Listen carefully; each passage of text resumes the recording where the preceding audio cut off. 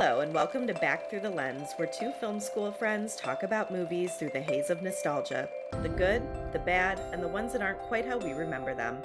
I'm your host, Rachel, and with me is my co host, Joe. Today's movie is Halloween. Stalking mass murders creeping in your bushes at night, most likely with a sharp object in order to tear you apart. Slasher films are often associated with Halloween, and not just because of the film that shares its name, although I'm sure it helps. But slasher films are fun, campy, often gory, and full of cheap jump scares that are perfect for popcorn eating as you sit alone in the dark on Halloween, in the background at a costume party, or in the basement at a sleepover. Yeah, so speaking of slasher movies, Halloween's usually considered one of the first ones, or at least one of the movie that made slasher films more popular. If I'm being really honest, when I was a kid, I hadn't seen Halloween. I always thought of like Michael Myers, the actor, when anyone would talk about Halloween. That's an interesting choice. Austin Powers was a really big deal. He was a big name when we Yeah, were kids. yeah, we've previously talked about Wayne's World as well. That's how I know Mike Myers. Also, Mike Myers, not Michael Myers. Okay, yeah, fair, whatever. Yeah, I would catch, you know, bits and pieces of Halloween on cable or whatever, and I never sat down and watched the whole thing until I was older, but I always was like confused by there being a killer named Michael Myers, but then I would envision like Mike Myers and Austin Powers, and I was like, well, that doesn't compute. Oh God, that's a crossover I'd pay good money to see. He walks in and like a couple of like the babysitters like making out, and he's just, "Oh, behave, baby," and just stabs him in the neck. Then they're boning, and he's like, "Swing." Jesus. You did this, just so you know. Yeah, You it's did great. this. It's great. Uh, Um, we gotta get serious now. yeah, I guess moving right along. I can't. Oh God. Would he still wear the mask or the buck teeth? I don't know. Are you like imagining like the Austin Powers costume with the Yeah. Michael Myers mask? I was a kid during like prime Mike Myers popularity, and I hadn't seen Halloween yet. I was too young. That's fair. Is it? Because I don't think you No, think it is. no. I just love this. I want to create a whole new universe. Anyway, I did see Halloween when I was young, so I just didn't associate the actor with the character, I guess. I don't know. So today we are talking about Halloween, directed by John Carpenter, released October 25th, 1978, rated R. Halloween night, 1963. Young Michael Myers murders his older sister Judith. He is committed to an institution where he resides for 15 years until he escapes and heads back home to Haddonfield. Michael then stalks a trio of babysitters, killing off the girls and whoever else he wants, one by one until getting to the final girl, Laurie. They do battle, and no matter how many sharp objects Laurie sticks into Michael, he keeps marching forward until he seemingly is finally defeated. But the boogeyman will not stay down. I can't remember first time I saw it. That's actually probably a bad thing. I was pretty young. I don't know if I saw it on TV or like snuck around and put a VHS in and watched it at night by myself. I don't really remember. I seen like bits and pieces on cable, but I didn't sit down to watch the entire movie until I was a lot older, like recently. And I remember specifically my husband and I had to keep pausing the movie because our kid who was supposed to be in bed kept like sneaking into the living room. And like specifically, I remember him sneak. I didn't know he was there until like after the opening sequence when like the sister who was topless is being stabbed and you like see the topless dead body. And then I was like, oh, our kid's out of bed. That's great. I definitely had some sneaking down the stairs moments where I was like peeking around the corner watching horror movies. And then I would get Mhm. scared, run up the steps, and obviously the cover was blown at that point. Yeah. All right. So the story of how Halloween got made actually starts with there's an independent film producer named Irwin Yablans and a financier named Mustafa Akid, and they both wanted to get into, well, I guess this financier wanted to get into movies. They both decided they wanted to make a horror film that, in their words, had the same effect as The Exorcist, which had come out in 1973. They saw Assault on Precinct 13, which came out in 1976. It played at the Milan Film Festival, directed by John Carpenter. This convinced them to approach John Carpenter, pitch their horror movie idea, which was something about like stalking babysitters at this point. John Carpenter said he would do this as long as he could have full creative control. He ended up writing the script with a partner, directing it and doing the score. He said the basic concept was Halloween night. It has never been the theme in a film. My idea was to do an old haunted house film. Come to think of it, like I think after this movie, there's other horror movies or fun movies or whatever, like Mm-hmm. we talked about, that do focus around Halloween. But this might be the reason why I can't unassociate this movie with the holiday. Mm-hmm. Like even, Of and course, we'll get yeah. into it later. It's probably not scary for me anymore after years of repetition, Yeah. Mm-hmm. knowing what's happening, what I even know like when the jump scares are happening, obviously, but Right, it's yeah. still, this one definitely is like scratching at the nostalgia factor where like I can't not watch this movie this time of year, Mm-hmm. no matter what. It's funny because we had, was it with Hocus Pocus? The director was pitching it, or the writer was pitching it as there are no Halloween movies or something, or no family friendly ones. Yeah, it was something. It was Hocus Pocus. Yes, it was something Okay. along the lines where like there's more movie money to be made for this holiday Right, yeah, because because people at the time just only associate it with trick or treating and like maybe horror movies, but horror movies weren't mm-hmm. like they were now. Right.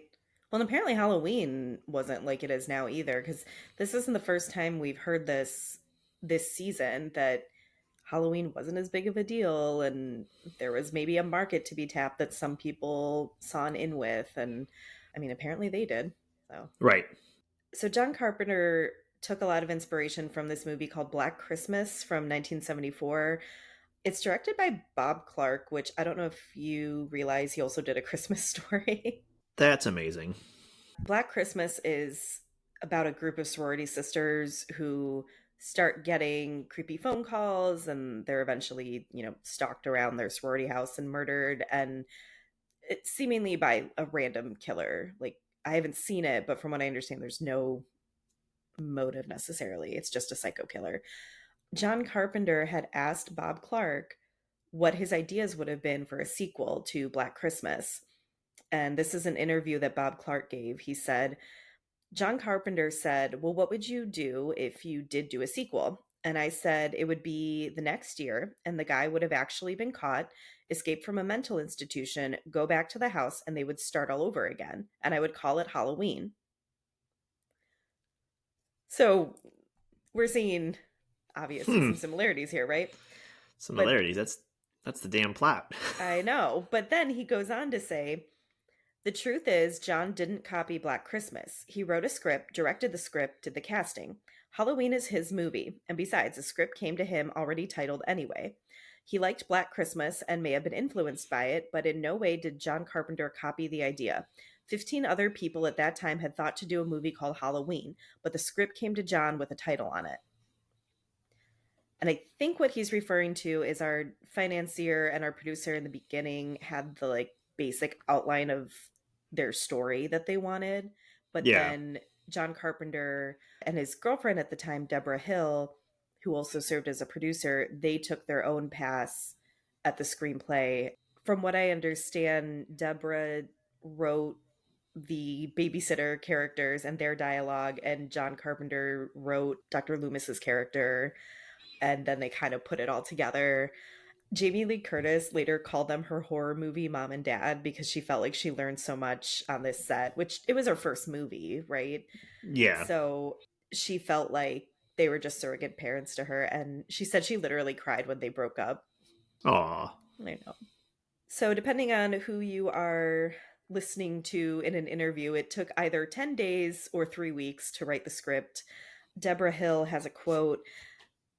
The idea was that you couldn't kill evil, and that was how we came about the story. We went back to the old idea of Samhain. Am I saying that right? You got Sure. me. It sounds right to me, yeah. Okay. That Halloween was the night where all the souls are let out to wreak havoc on the living, and then came up with a story about the most evil kid who ever lived. And when John came up with this fable of a town with a dark secret of someone who once lived there, and now that evil has come back, that's what made Halloween work. And John Carpenter added, most small towns have a kind of haunted house story of one kind or another. At least that's what teenagers believe. There's always a house down the lane that somebody was killed in or that somebody went crazy in. Okay. I mean, I can see all these ideas kind of melding together to make this movie. Hmm. Um, I do like the fact that it's like the most evil kid who ever lived, and you don't really see that. Like they talk about it, and Loomis talks Yeah, about it, and that's kind of some of my notes later as like this viewing where you're taking notes. You're like, but is he the most evil person ever? Like they're playing up on this thing, but they don't show much. They have to tell things that we don't see from his past. right. I question these things. Yeah, and I will say that part of the opening has never been effective for me personally. Like the very end of that sequence where the parents have arrived home, they find the kid with the knife and his mask is off and he just looks like a little kid staring off into the distance. I'm not Hmm. getting personally, I don't get like creepy kid vibes from it. He looks I more don't know. shocked. Yeah, he looks more shocked. It's not like we ever hear much, like you said, about anything he's done before this, like a Yeah, creepy kid brother who like kills animals or something. I know there are creepy kid movies that work. I didn't, I, despite literally seeing him kill his sister, I just didn't feel threatened by him until he was an yeah. adult. But that being said, casting Donald Pleasance plays Dr. Loomis. He was paid the highest amount, which was $20,000. They intended this role for Peter Cushing, who I you're more familiar with Star Wars than me. Yes. Do you want to? What is his role in Star Wars? Wasn't he one of the generals or whatever for the Empire? That's what I was thinking when I had looked up the photos from him being in Yeah. Star Wars, because like just his his role is Grand Moff Tarkin, and like I don't know what that means. I have to see him. Yeah, yeah, yeah, yeah. Okay, I see him now. Okay. so they intended him to be their Dr. Loomis, but his agent said that the salary was too low, which this was a very, very independent movie. They only had a $300,000 budget, but based on some of the interviews I read with people involved with Halloween, Peter Cushing's agent was like, he's a big star. Star Wars is huge. Like, he can't accept this. So then they offered it to Christopher Lee, which I only ever picture him in Lord of the Rings, but just in case anyone doesn't know who he is. Hey, we got Star Wars and Lord of the Rings here. Yeah. He turned it down and he later said this was the biggest mistake of his career. Ooh. Yeah. I mean, Donald Pleasance was in, I think, all of or most of these sequels while he was alive. Okay. But I think he was well known from like stage acting in England. Am I not mistaken?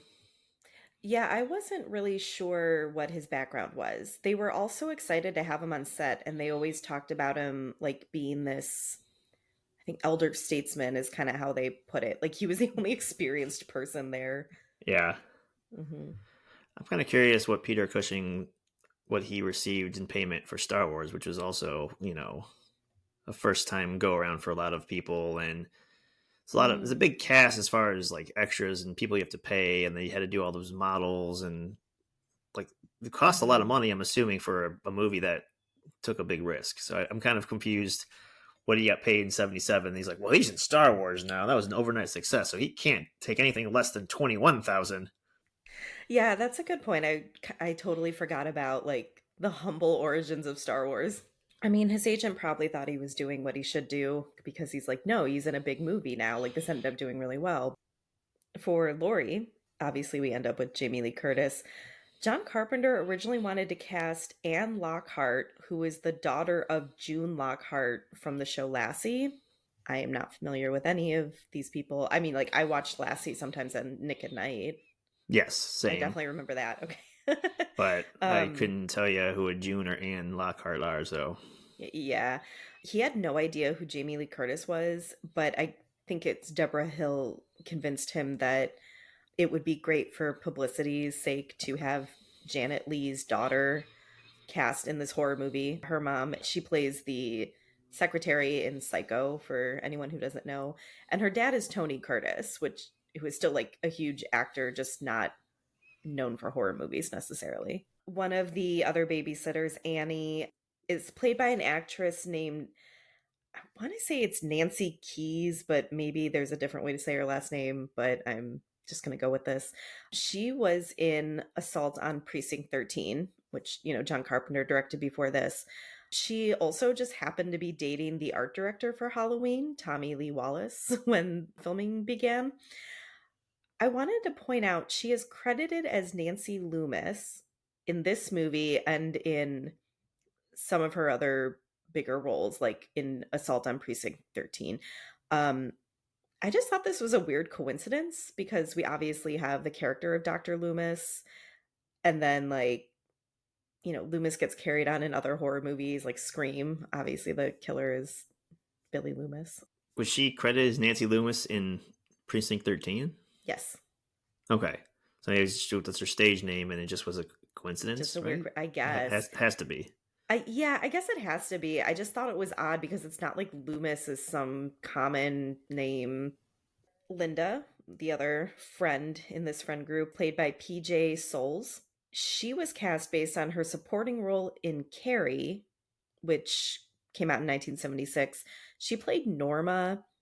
I could not picture her, but it's been a really long time since I've seen Carrie. What I read was that she's the one that gets knocked out by like the hose or the extinguisher, whatever that comes to life in the prom scene. Okay. I Do you know mean, what I'm talking?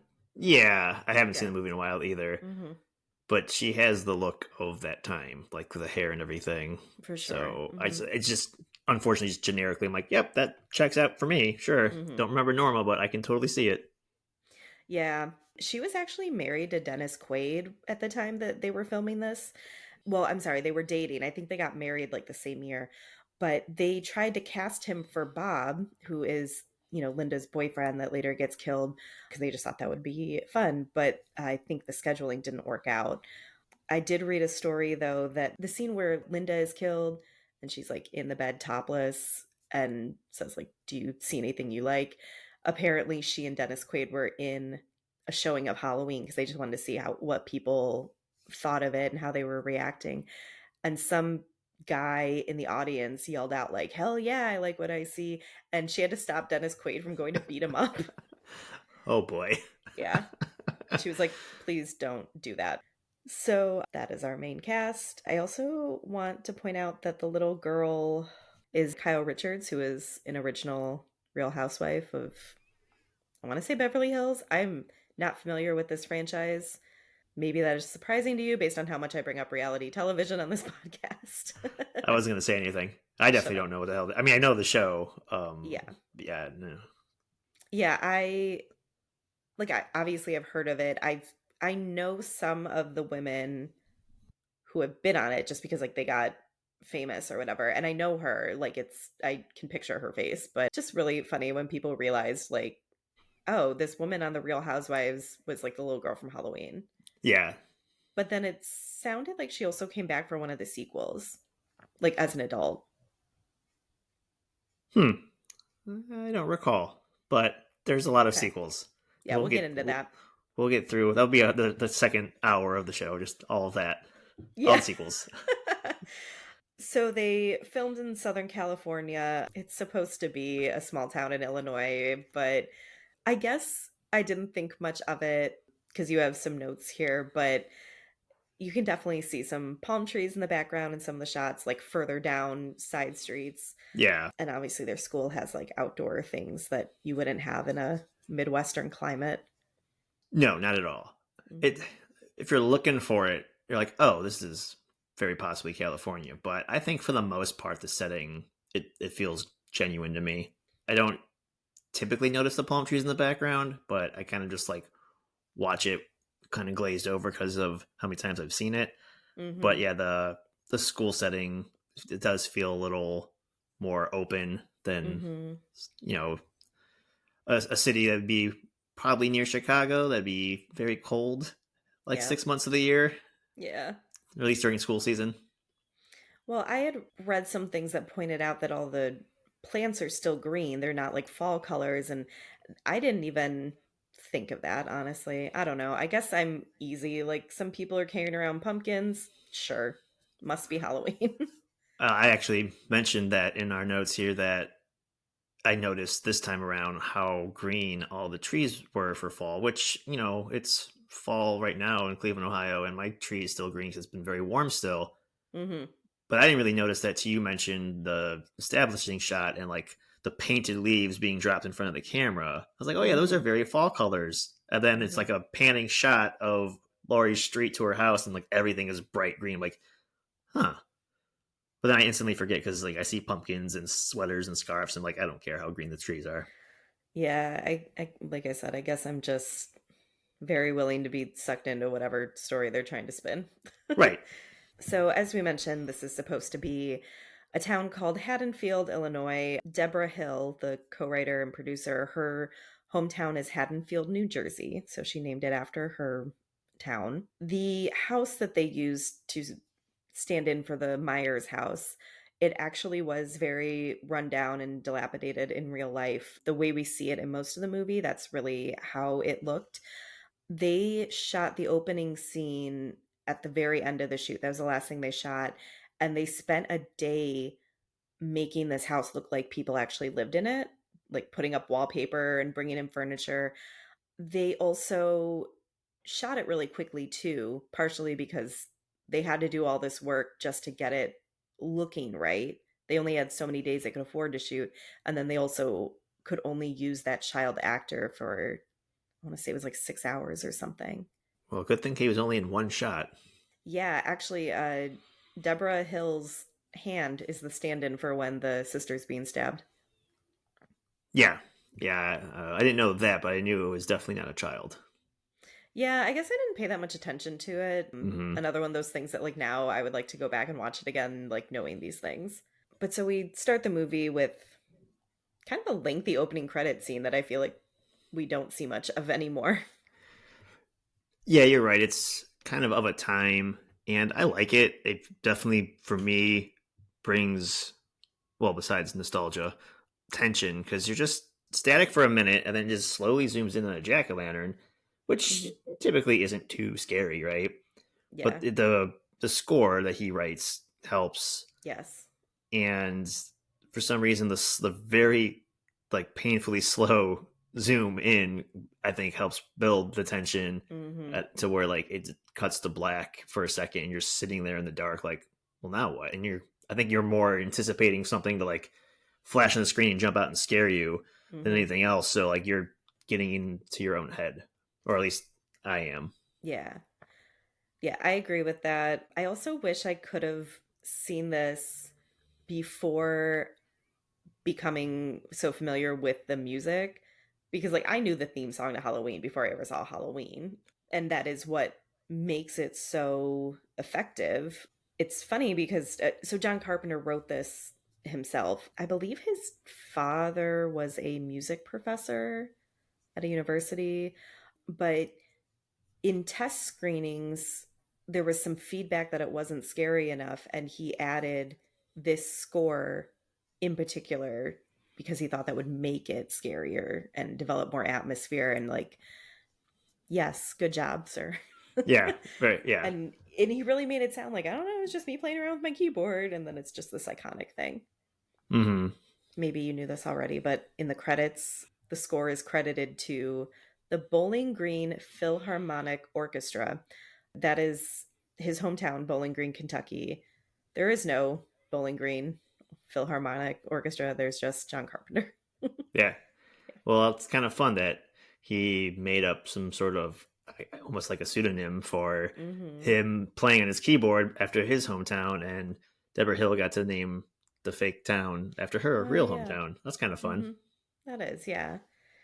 We had talked about this opening scene a little bit already, but after this very like drawn out opening credit sequence with the jack-o'-lantern and scary music, we're at the Myers house. Judith, his sister, I almost said babysitter, it's his sister At first. this time, it's probably both. I She's guess it's probably kind of supposed to both, be yeah. watching him. Yeah, apparently like isn't watching him very well.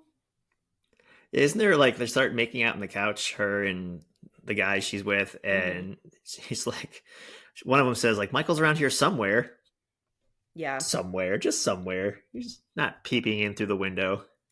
Yeah, I read a theory that he kills his sister because she's like not watching him, and then like or like not paying attention to him in general, and then getting more into the theories and the rules of horror movies. He Mm-hmm. kills her because also she decided to go have sex instead of watching him.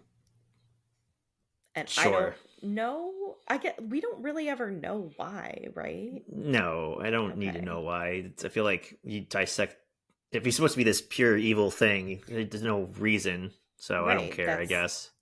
yeah, that's why, because he's just Yeah. evil. Like I said, I didn't see the entire movie until I was older. I had never seen the opening scene until I sat down and like watched it beginning to end. And the first time I saw it, I really felt like it wasn't that effective for me. And I feel like it's one of those movies that it would have hit harder if I had seen it when it was released, because there wasn't anything like this at the time. And so I try to put myself in that mindset, like how shocking this must have been to be the first movie that did something like this. Yeah, you'd have to almost imagine yourself as like your son's age now, I would think. Yeah. Because I Yeah. probably watched this then. And I was like, whoa. Mhm. That Mm. too. Yeah, if I was a younger person, I would be more like yeah, even if I didn't see it in the 1970s or whatever, if this had been my introduction to horror movies, Yeah. sure. I just feel like because like for me, I grew up watching Scream so much. The opening scene to Scream is so intense. I Yeah. feel like I was subconsciously comparing it to that, and I was just like, eh, Yeah, if you do like opening to opening, Scream yeah, wins. And it's kind of where classic horror, and I guess it's not modern anymore, but at the time, modern horror, 90s horror, where they flip because those movies hit you over the head right away with something crazy and shocking. And then most of the movie kind of goes down from there. Not yeah. like in a negative way, but just like the scare factor and the gore, Hmm. where 70s, early 80s horror is like a slow climb to a climax. Right. Yeah, And even though and this is still shocking, the first thing you see is like a child murdering his mostly naked sister. right. Yeah. Yeah, I think that's something too, though, like you said, especially whenever we would get like popular runs of horror movies, like the slasher run in the 80s and then like what Scream set off in the 90s. It's like every movie was getting gorier and gorier or like more shocking kills because they feel like they have to outdo things. Yep. And I do personally like this older style of like yes, there's less gore in Halloween, but I like, I guess, being scared more by a creepiness factor than like the obvious gore personally. Yeah. I wrote here that, to kind of counter a little bit your point, that I think what works here for me is like the voyeurism is Hmm. also the POV of a peeping Tom, Hmm. someone creeping around your house in the bushes, goes in and out of your house unseen, etc. Like that part, which also makes Scream work too, where it's just, at least at the time, the opening sequence here is a regular person, in this case, a kid. And Yeah. I think that, like the whole movie, I think makes that point come across where it's like, yes, Michael Myers is not just an anybody like the guys in Scream, but he's so slinky and stocky and quiet, like ungodly quiet, that he just, but Yeah. this is also the 70s. No one locks their fucking door. So he's just in and out of people's Yeah. house willy nilly with his knife and just Yeah. hacking people up. Yeah. The point of view of the killer is also something that John Carpenter took from Black Christmas. It's usually credited, it seems like Halloween is credited with making that a little more popular, maybe introducing it more to the mainstream, but that is something that is used in Black Christmas. So maybe that's something we need to go check out. We can see so many things that Halloween influenced. Like, obviously, I can see so many through lines to Scream, like having rewatched it for this episode. Well, rewatching both of them, but I feel like maybe I need to go watch Black Christmas and like kind Yeah, I've of. seen bits and pieces of it on AMC when they talk about horror movies. And it's kind of funny how with this and Hocus Pocus, we talked about like that Halloween specific holiday as I don't want to say a genre, but something to be tapped into to make movie money.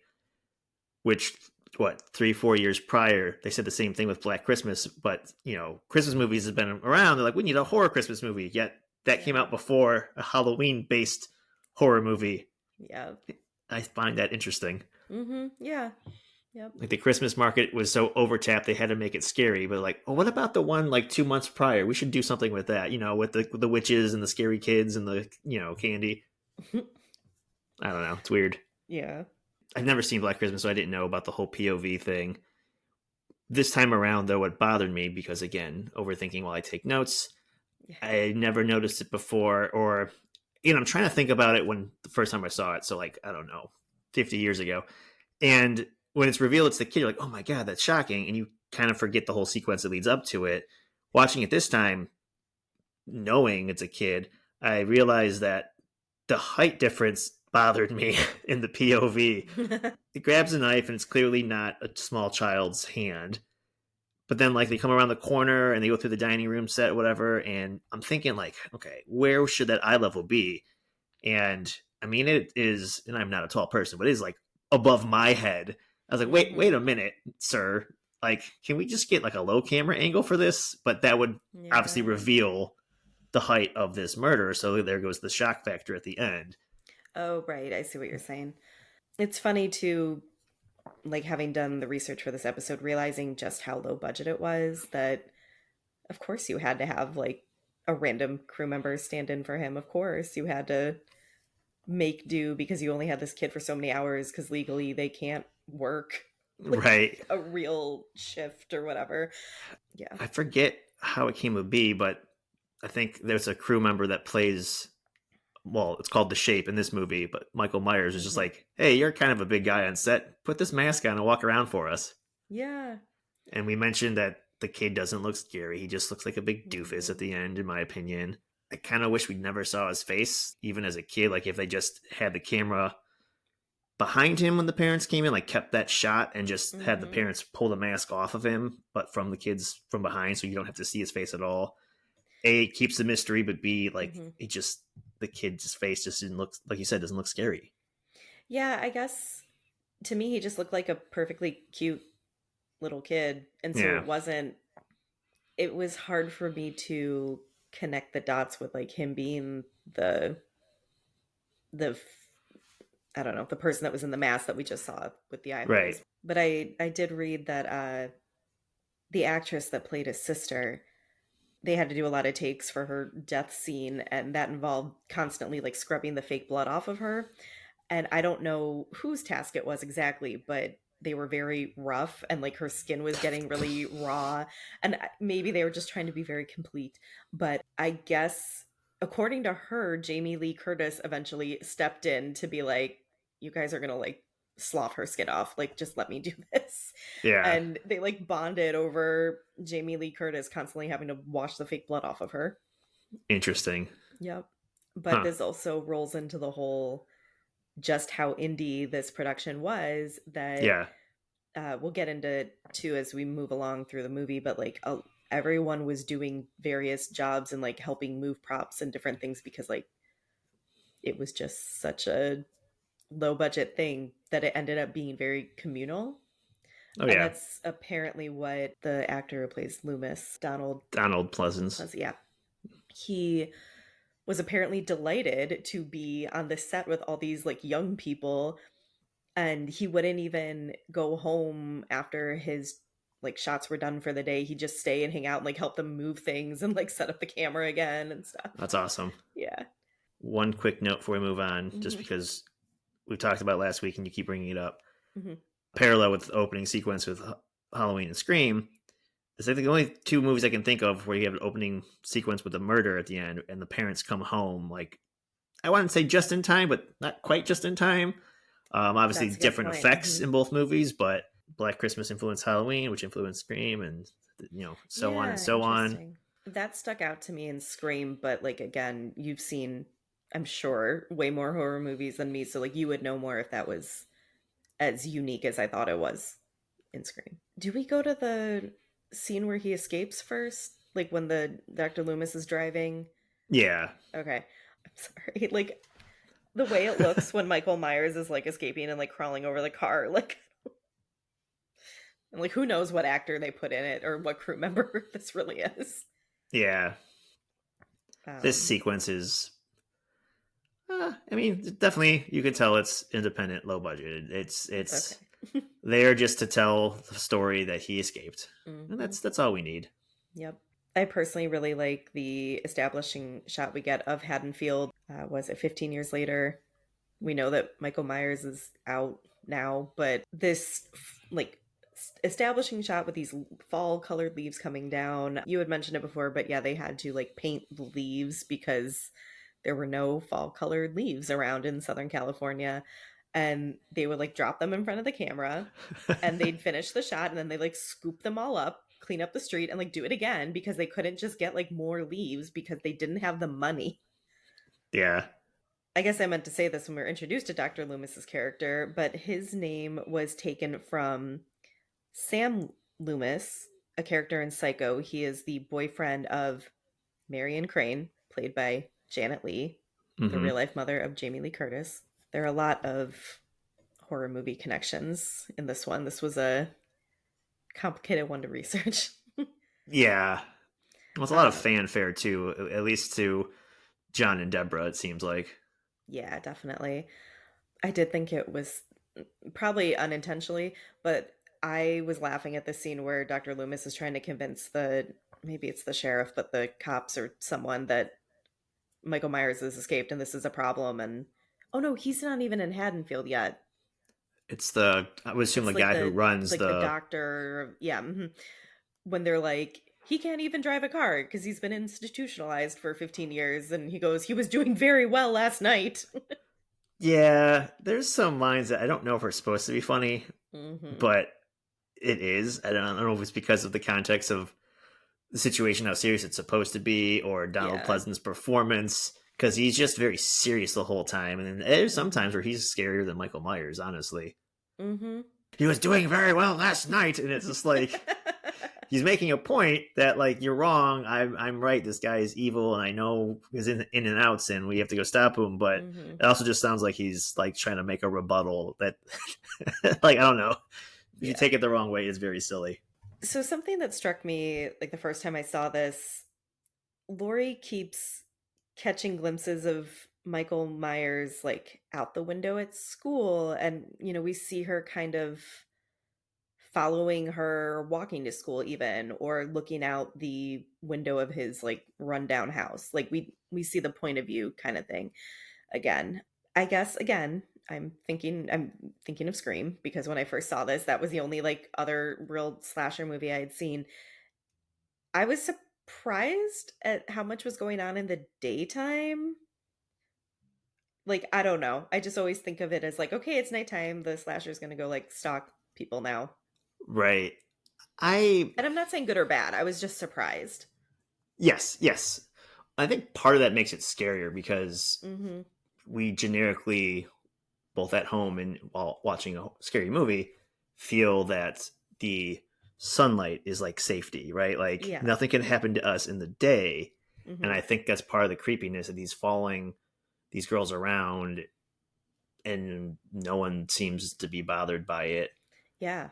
I'm also not sure how often he is or is not wearing the mask because there's a lot of shots of him walking around and it's just from the shoulder down. Right. So I still don't know if I'm supposed to think he's wearing the mask the entire time. Mm-hmm. I will say it took me several viewings. I don't know when I noticed this, but when she's in school, looks out the window. I've always noticed the car he stole, But it Hmm. took me a long time to realize that he's standing on the passenger side looking over the hood at her. Like you can see his little Hmm. head. Yeah. And I didn't notice that as a kid. I just Hmm. saw the car because it's a quick shot. And then, I don't know, I had to be maybe teens or something. And I was like, oh my God, is he just staring at her? Like from the not safety of his car that he stole? Like again, in the dark Yeah. versus the light. And he's just out there just mean mugging her. Yeah. Yeah. And like obviously, Tommy, he even says that he saw the boogeyman, and like we know that he literally like runs into him leaving school. But again, like you said, we don't know if he had the mask on at that time. I would like to, Right. I assume, I guess, when Tommy collides with him, he does not have the mask on because I feel like he would have had a much different like expression as a kid. That wasn't Tommy. That was another kid that Oh, ran it into was. Oh, him. And okay. then Tommy's walking on off the school property and he's following him in this car, which I Mm, always thought okay. was weird. The kid never looked over. Like he's on pace with him in this car for a beat. Like you know there's a Mhm. car right next to you. You can hear it. Yeah. You can feel its presence. I don't I know. guess the other thing too is things like this didn't happen maybe in the late 70s as much, which is why this is a shocking movie. Yeah. And it's Halloween, so maybe people saw this weird guy with a mask, like just probably as a teen pulling a prank, just wearing a mask, driving around town. Yeah. I don't know. They Yeah, I don't definitely know. raise some flags now, I think. Well, doesn't Lori even explain it away as like it's Halloween, people just like play tricks on Halloween? Yeah. And it almost seems like to them Halloween is more of a holiday where people are just trying to like scare each other because it's obvious like these teenagers aren't going to like any Halloween parties or anything like that. Yeah. So again, rolling into the whole maybe it really wasn't as big of a holiday as it is now, you know? Yeah, it seems like April Fool's Day, but with pumpkins. Exactly. That's what I was thinking. The way, especially the way she explains it. So Hmm. yeah, maybe they just think it's some guy playing a prank. And because even like later when Lori like is walking home and is convinced that she saw him, she gets spooked by voices and it turns out to be kids trick or treating Yeah, right after school. Like that's right the earliest after trick or treating I've ever school. like. Mhm. The sun's not Yes. even down yet. Like, what's going on here? Yeah, that was like again weird to me. Like this is all happening in the daytime, but maybe they did do earlier trick or treating because obviously the parents all went out.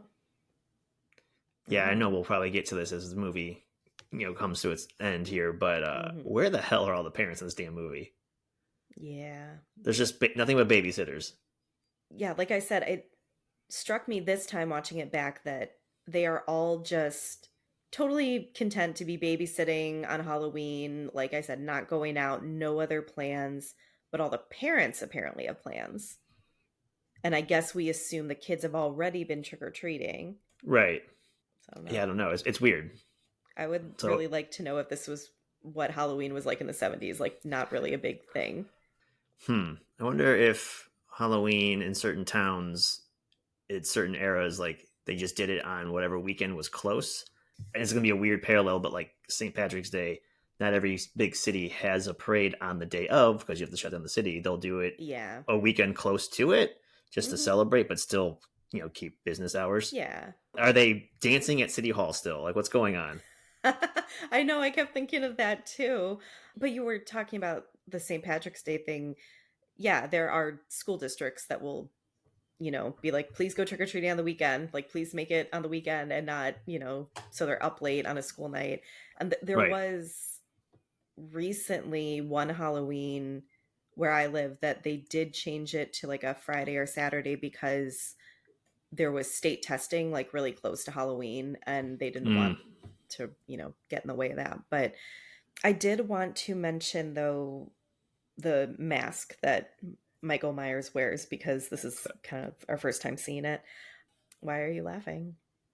Because I know a bit about this. Again, we said they were really low budget. I read that they had found like a William Shatner mask.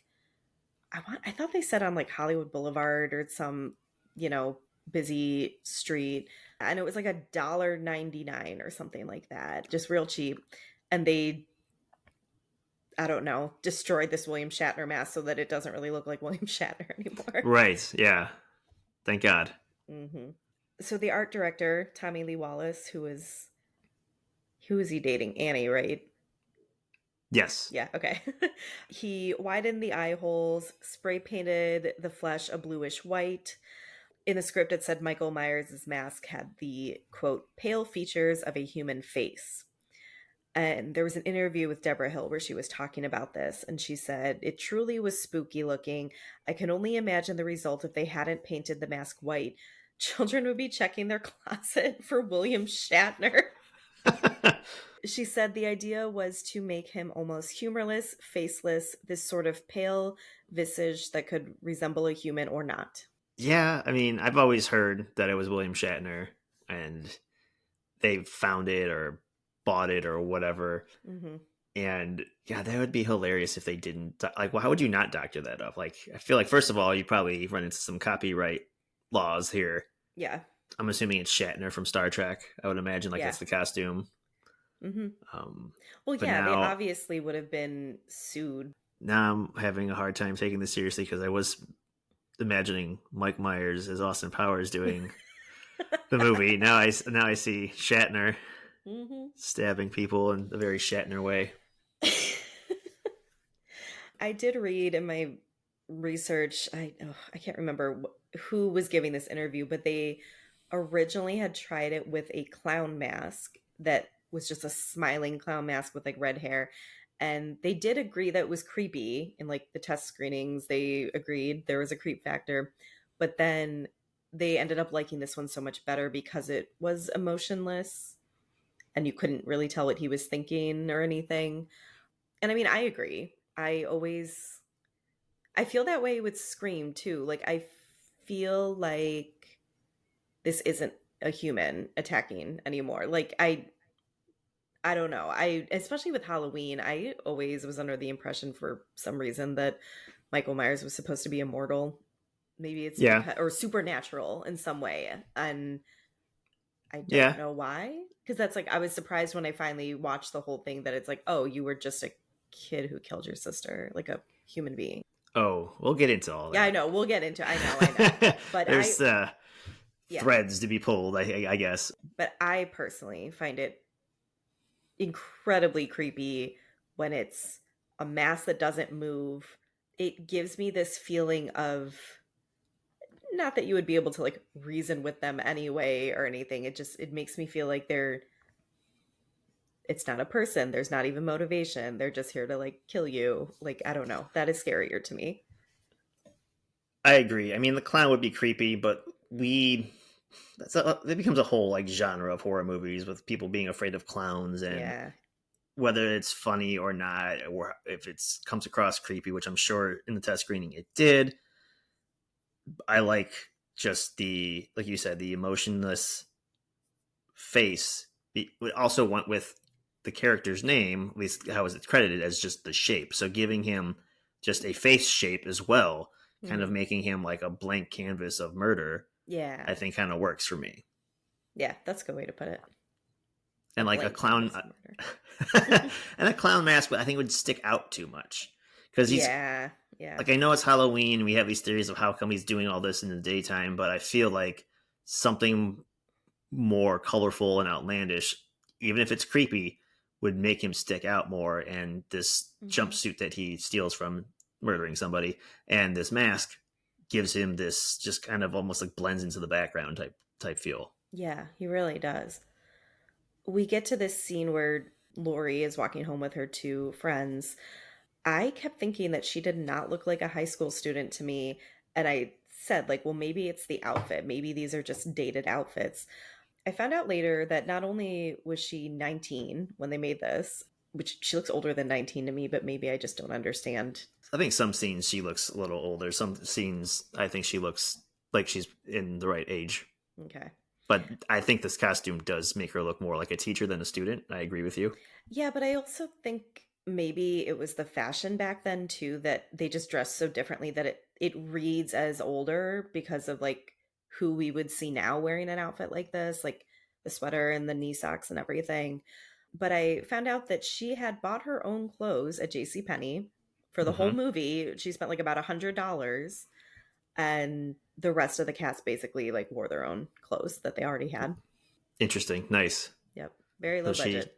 yeah, she should have got like a costume design credit as well, I guess. Right?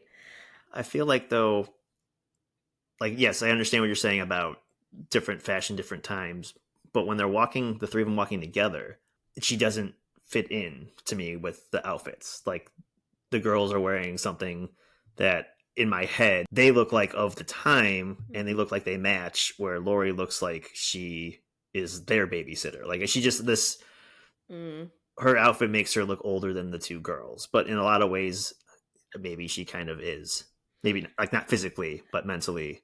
She's more Yeah, it mature. does. Right. And you're right, because she is the one that's like, she is literally here to babysit. Obviously, she's going to help the other girls like hook up with their boyfriends and, watch the other kids in the one house. But yeah, she's the only one like not making plans to invite her boyfriend over while the adults are gone. So I get Right. that. So yeah, maybe part of that was on purpose to make her look more mature in some way. But yeah, we touched on how they're already like there's no idea of even making plans for Halloween. They're just like, we are babysitting these children. Mm-hmm. Yeah. And they live in this very quiet neighborhood. Like we see like one example of Mhm. trick or treating, and I feel like this house should be littered with the front porch lights on, Yeah. pumpkins on the porches, candy bowls. Like it just seems there's only these five people, the three babysitters and the two kids. This Yeah. entire neighborhood, every like all the lights are off. Like everyone's in bed. Like by 8 o'clock, it seems weird to me. That's a good point too. Yeah, because we noticed that later when Lori's running outside. Yeah, it does kind of seem like everyone's in bed. Yeah, But yet the parents still aren't home from whatever they're doing for Halloween. dancing the night away. I don't know. We mentioned Michael's costume change from Asylum Whites. He's wearing a like a mechanic jumper. You see that first actually, where he's chasing, or sorry, where he's stalking the babysitters. And you're like, well, how did he change costume? And then we cut to Loomis, who's en route to Haddonfield, and he's like talking to the sheriff, we presume, Hmm. at a payphone, and it just so happens to be the one payphone that's very close to a truck pulled over by the side of the road, and he goes checks it out, and he sees these Asylum Whites scattered in the trees and bushes, and then when he walks away, there's like a zoom out, and you Hmm. see like a murder victim. Hmm. Um, like maybe that's the only payphone, and maybe that truck was there, and Michael somehow pulled over and murdered him to switch costumes. It's just very convenient to me, and it's very funny. Like things you don't notice or care about watching, either just enjoying a horror movie or as a kid, and then when you're taking notes, you're like, "You mean to tell me there's in 1977, 1978, there's not other payphones, and you just happen to have come across this one by the train tracks, by the Yeah, bushes, with the blood and the truck?" I see. Yeah. I don't, well, maybe that's why the truck was pulled over in the first place. Maybe the truck was using, the guy that, ended up getting murdered Yeah. I was using a mean that. payphone. Yeah, maybe. But yeah, convenient. I know. Yeah. So then after Loomis calls the sheriff, we cut back to the girls, and they're walking around. And this is a line I thought was really funny. It's Lori and is it Annie? Yeah. And they're walking by themselves, and their third friend runs up behind them.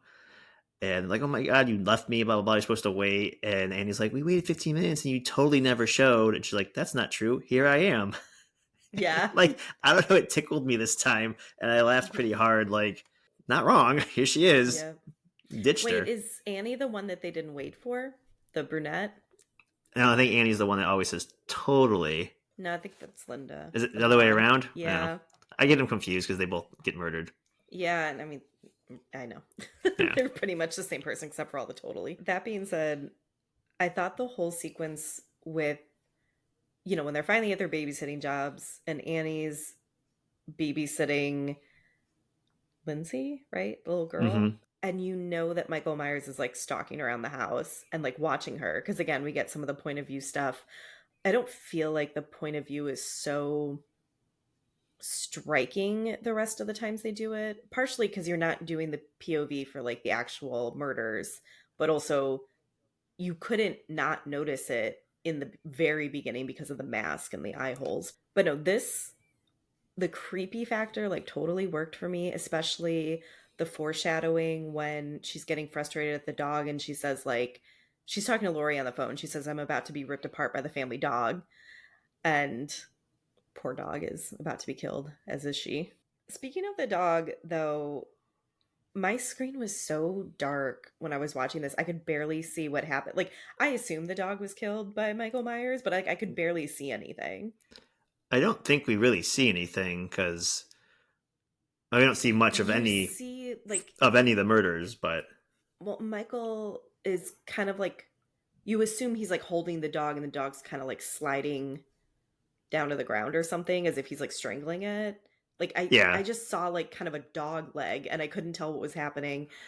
I read later that this was like the handler for the dog just like sure. holding it up and like letting Yeah. him like slip out of his arms. So I'm like, okay, I guess I'm supposed to think that Michael Myers strangled the dog. Yeah, because you don't see anything. The shot is cut off, Yeah, yeah, yeah. and yeah, it's just then you hear like the dog howling in pain in the next shot, and Mm-hmm. you just assume he like broke its neck or something. Yeah. Which this is how we know this man is evil. He's killed, I think, two dogs in this movie. He must be stopped. What was the other dog? There, when Loomis and the chief go to the Myers house, there's like an animal carcass. We don't see it, but they talk about it. Oh, right. Mm-hmm. And then the sheriff's like, it could have been a skunk. And he's like, and then he's like, oh, I think he was eating it or something weird like that. Ew. But originally, Loomis is like, oh, there's a dead dog. It's still warm. Lol. I thought, just speaking of these two walking around together, when they go to the cemetery and the headstone's gone, like, I guess my impression was not that Michael Myers specifically took her headstone, but that it was like kids doing a prank, like notorious deaths and murders. I feel like that's a thing where, like, sometimes they'll have their headstones stolen Right. or, defaced somehow. And I don't know if you're like following me on this track, but like that whole idea Yeah. earlier that John Carpenter was saying, like everyone has like the weird house in their town or like the weird thing that happened. Like, I guess I thought, like, oh, it's Halloween. Of course, like kids are gonna do weird stuff with the headstone of like the one notorious murder in their town or whatever. Yeah. This scene, the way you're talking about it, like if we were to reenact it, you would definitely be the sheriff, and I would be Dr. Loomis. She's like, "Oh, it's kids playing a prank." I'm like, "Nope, it's that son of a bitch. She's coming back." Well, okay. And that was like bizarre to me too, though, the way the sheriff is so nonchalant about this, as if they had not had this horrible murder committed by a 6-year-old.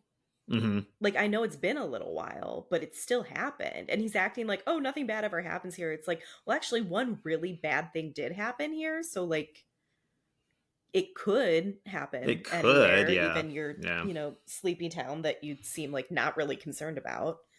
yeah. Hmm. And isn't he's one of the girls' dads, like Annie, I think. Yes. And I just thought that was like weird because it never really amounts to much outside of them learning about the robbery where he steals like two knives. And like we can assume it's Michael Myers, but like they don't know that. Yeah. It's also like the only parent we see. Yeah. It's That kind of scene you're talking strange. about too. When I was a kid, God bless my little soul. They're Yeah. driving around smoking, and Mhm. very much like Poltergeist, I thought they were smoking cigarettes. Yeah. I would have And thought that like too. they're being teens, and like you're a kid, you're told not to smoke. And I saw this as a little kid, and even when Laura's like, "Oh, I think he smelled it on me," blah blah blah, and she's being all paranoid, haha. Mhm. But I'm thinking like, oh, they smelled cigarette smoke, and they would get in trouble because they're not old enough to smoke, and they shouldn't be smoking. I mean, technically either one they would get in trouble probably, yeah. Right, but different But yeah, context at different I ages, I know. guess. I know. But yeah, back to poor Annie being killed because like her dad, the sheriff, isn't taking anything seriously. She ends up spilling something on her shirt. She first asks the little girl for a robe, then just strips down like in front of this like glass door or something that like it's Hmm. she's visible if anyone is standing there, which we know there is. Number one, like when I was, because I babysat a lot when I was younger, never would have done this just like in a room without a closed door where the kids could walk in. Never would have just like taken like the clothes of the adults that live there also would Hmm. have never been like, child, fetch me a robe. But like, why is no one wears a bra at this age? It's the 70s. I guess that's the thing. I would assume so. Maybe they burned them all. I don't know. Yeah. In her defense, she did turn Yeah. back facing camera slash glass door. She was being as modest as she can. Did she? What did she spill on her? Was it like butter from the popcorn? They were making popcorn or something. I don't I know. don't know. I didn't understand. I guess the important parts it was that something had to happen so that she could be basically naked. Yes. But yeah, that confused me too because it's like you got to change your shirt, but you're taking all your clothes off. Like, well, no, she did say she needed a robe, so I guess it was all over her. But I don't know. I probably just would have like dealt with it, Yeah. like Well, changed when I got home. speaking of the time, Hmm. was it like a normal thing for your washer and dryer to be like a football field away from your house in a little shack that's like surrounded by glass? That's a good point. I mean, we didn't grow Who up in the knows? late 70s, so I You don't know. We didn't have to ask somebody. you But didn't have like a laundry outhouse? no, I can't Yeah. imagine why that would be a thing. Hmm. Yeah, it's funny because I heard recently that like people in other countries can't believe we have a laundry room. Hmm. Like that's not necessarily a thing elsewhere. And it's like, well, what about this? This is like a whole like a laundry Laundry shed. structure. Yeah. Yeah. Hmm. You had corrected me. That I thought the little girl was watching The Thing. And again, it said so Howard Hawks, and I was like confused. so I got confused here too. I was typing this in real time, Okay. and the title was The Thing. You said you'd never seen it, and I was like, oh man, that's a good one. And then I was like, wait a minute, hold on. And I had to pause it. John Carpenter did The Thing, and that Hmm. comes out after this movie. But Yeah. that's exactly what his title looks like. Later, we don't see we like hear the TV in the background, and it just says we're gonna come back to the conclusion of The Thing, but it's called The Thing from Another World. So I don't know if like the TV version they're watching edited some of that out. When they show it, like they show the Yeah. old ass movie, which I've never Hmm. seen this version, so it was a little confusing. Yeah. Well, and for anyone that doesn't know, it said a Howard Hawks production. Howard Hawks is like a, classic era Hollywood, like 1930s maybe was his heyday. So, yes, I was confused. You were confused. And then John Carpenter was just like, I'll make this next or whatever. Yeah, well, it turns out that The Thing from Another World was one of John Carpenter's favorite movies. So I don't know if it was in the Mm, works at the time this movie came out, but that's one of his other well-known movies is the remake, and I think it's like some fun accidental foreshadowing here. yeah. Well, and actually, we were talking about the sheriff. I didn't mention his name is Lee Brackett. That is also the name of a old screenwriter in Hollywood who worked a lot with Howard Hawks.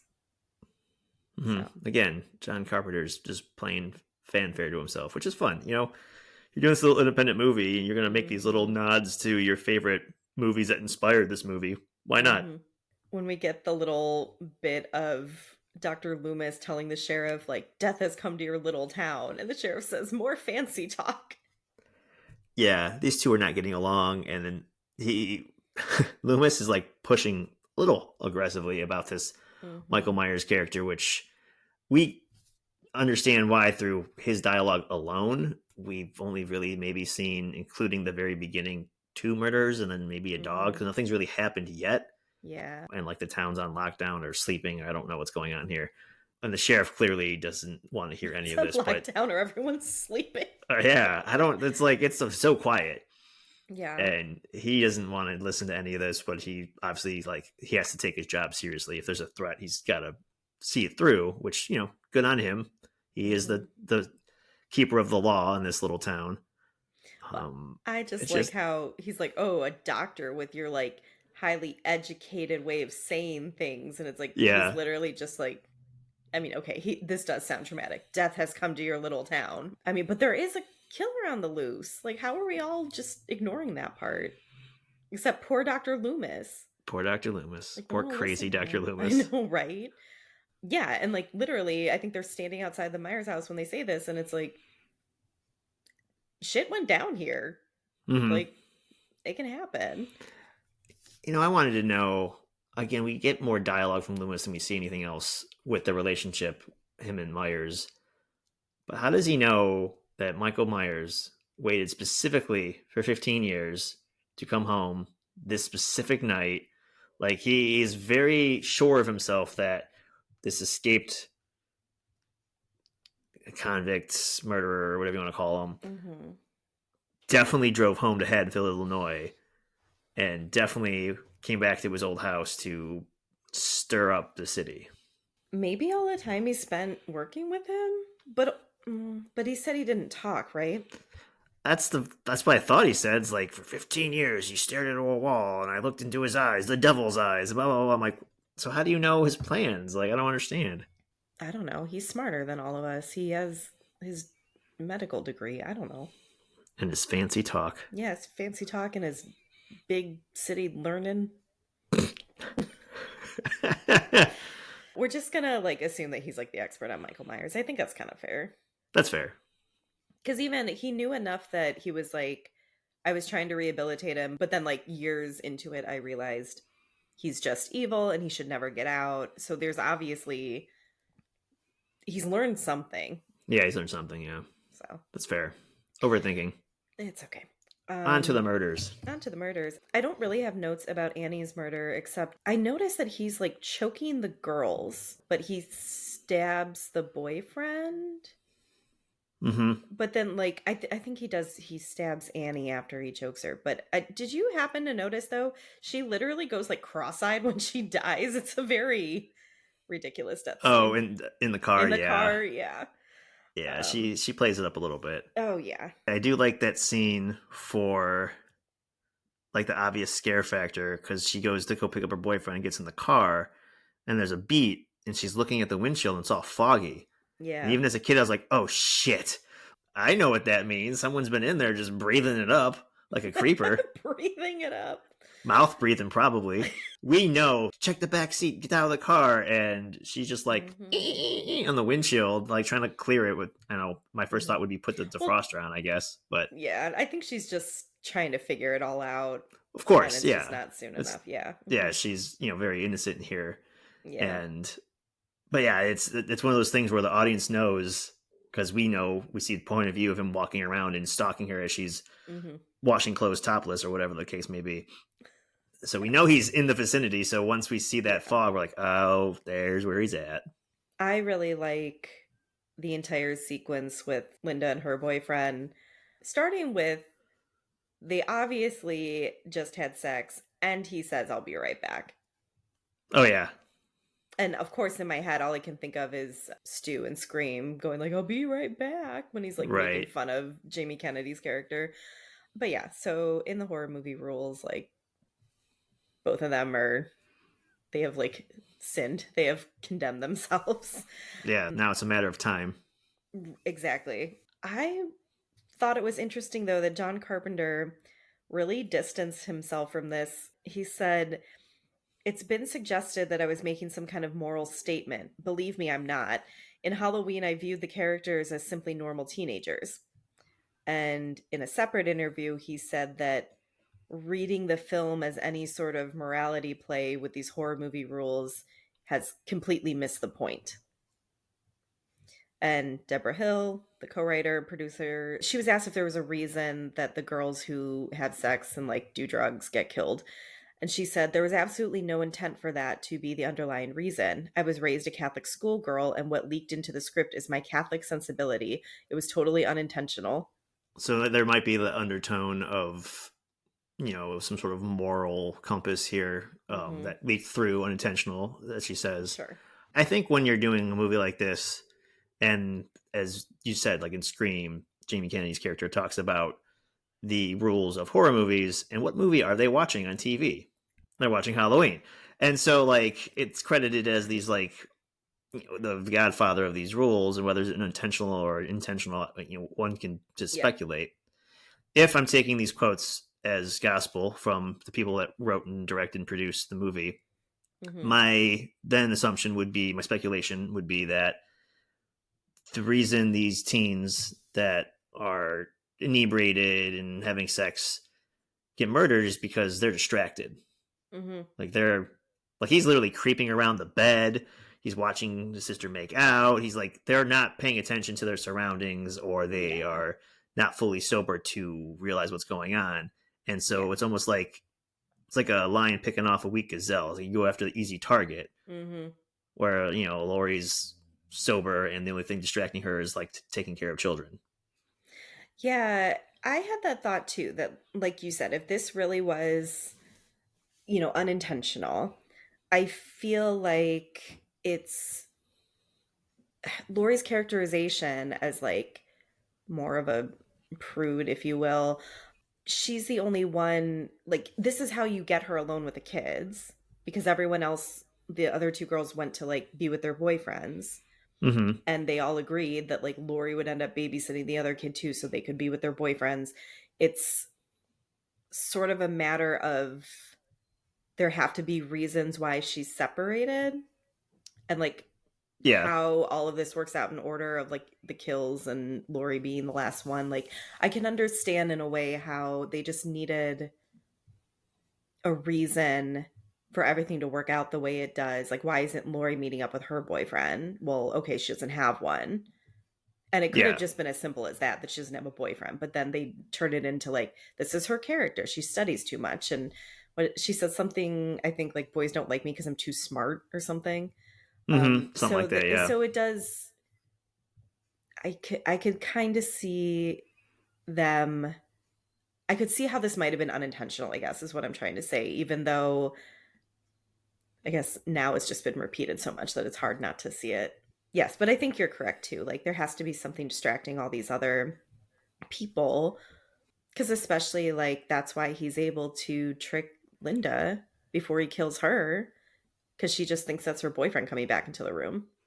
yeah. I find it funny that the guy hiding behind a mask then also hides behind a costume.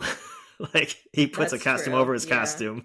I do think for me that when the boyfriend is killed, that's so shocking. Like, just hanging from the door, and you see the way his feet just lose all their tension, and like, Mm-hmm. he's died, and like the way that Michael just kind of tilts his head and admires his work. Yeah, he's like, damn, that guy stuck up there pretty good. Mm-hmm. Yep. Mm-hmm. Yeah, Yep. that one's always a good jump scare too because it's coming, and he's looking behind doors and whatnot, and it's Mm-hmm. mostly just the music cue. Yeah. Yeah. Well, that and like you hear Michael breathing, like that started Yeah. to me for especially this watch. Like that was a signifier, like he's around somewhere, and the music isn't playing yet, but Mm-hmm. he's in vicinity because you just hear him breathing through that mask, and then when he comes out of the shadow, it's just like a loud musical cue, Yeah. and I know it's coming, but I'm like, oh god, oh god, you got me again. Yeah. You got me again. Speaking of the scares, I think for me, it was very effective when Lori walks into the bedroom and like basically finds all the bodies. I mean, the one friend being laid out on the bed with his sister's tombstone is kind of ridiculous, but like that is incredibly creepy. So like, fine. Oh, and also there was like a Yeah, jack o' lantern by the bed. I noticed that when the two were still alive in the bed, I was like, you guys just leave lit jack o' lanterns like in your yeah, house, they're like all over the place. what? Yeah, Yeah. Side note with the pumpkins, apparently they like couldn't find any when they were filming because it wasn't like Halloween season. They found one or two, but then they had to buy other things and like paint them orange. um there's a lot of painting going on. My initial thought seeing his sister's tombstone, it's like, okay, so this is where it's been, but like, this man just been like lugging it around this whole time? He just like, I'm just imagining him dragging this tombstone to like, I don't know, whatever house they're babysitting at, like setting this all up. which is fine because you get the idea that he is very strong. Again, kind of that supernatural thing is starting to Yeah. be touched on, not quite, but Hmm. I think that inspires later sequels. I think what gets me is that when they go to the gravesite, Loomis and the sheriff, that is, the stone's gone. And again, this guy's doing this shit during the day. It's just like the 6'3" dude with a white mask on Yep. carrying a Carrying a pretty big tombstone. headstone. It's a Yeah. big, pretty headstone. Yeah. Um, yeah, okay, just kids doing trick or treat stuff. Yeah. Kids doing trick or treat stuff. I feel like the jump scares of like the other body kind of like falling near her, and then like the cabinet pops open, her other friends in there, like totally effective in my opinion.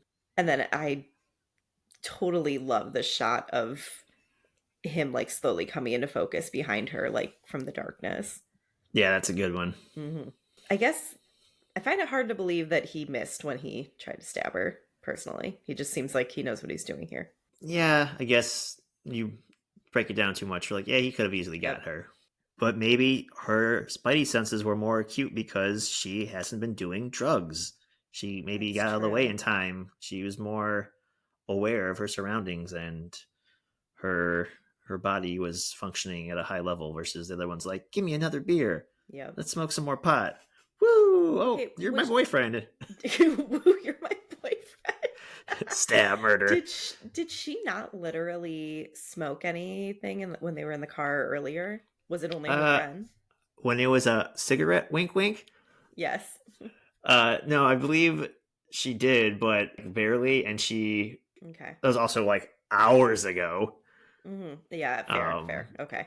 I was so like scared for her when, we cut to like being outside and she's like running and screaming for help, and she very much like manages to get someone's attention. She's like banging on their door and they're like in the window and they just like turn the porch light off on her. right. Like, also, I think if my neighbor's babysitter came screaming out of their house, like I don't know. I don't know. At the very least, call 911 for her. Like, I don't know. I'm sure there's probably some commentary in that too, but it killed me though when she like gets back to the kids and she's telling them to like, I think go run upstairs. I can't remember exactly. And she says, do as I say, hurry. And I was just like, hmm God, someone who used to babysit a lot and like also as a mom, like, yeah, felt that. Do as I say. There's no time to explain. Just follow my rules. She ends up stabbing him with, I think it's a knitting needle. And then she, ends up upstairs, hiding in a closet, and straightens out a wire hanger and stabs him with that. This is a quote from John Carpenter. He says, the one girl who is the most sexually uptight just keeps stabbing this guy with a long knife. She's the most sexually frustrated. She's the one that's killed him.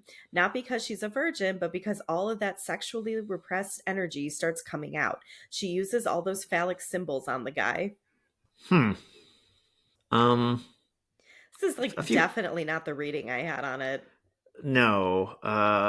Not. But yeah. That's first and foremost. That's not what I ever thought of Uh-huh. or will think of watching this in the future. By the way. I But just I feel thought she like was like resourceful. yes, 100. Like percent that's because like you're just using whatever you have, right? Yeah. Mm-hmm. But what's striking to me is this quote mirrored with like an earlier quote you read of how the morality was unintentional, that Yeah. it was just teenagers being teenagers, and now he's like she's sexually repressed so she's using phallic symbols to get her like what. Also, sir, if you think a wire coat hanger is phallic, I'm just gonna say I'm sorry. Yeah.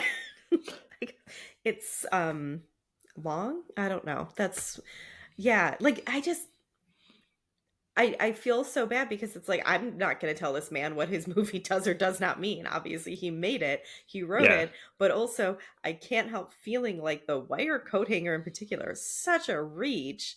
Like Mm-hmm. I feel like this would have been something that like a random writer would have been like, obviously this symbolizes this, and you're like, okay. But yeah, for the actual writer and director to say it, I was just like, wow, okay. Yeah, and also it just seems like I don't know. I never got the vibe that she's sexually repressed. She just happens to not have a date on Halloween, and she's Yeah. babysitting. Well, I and don't know what she she, did the day before, day after.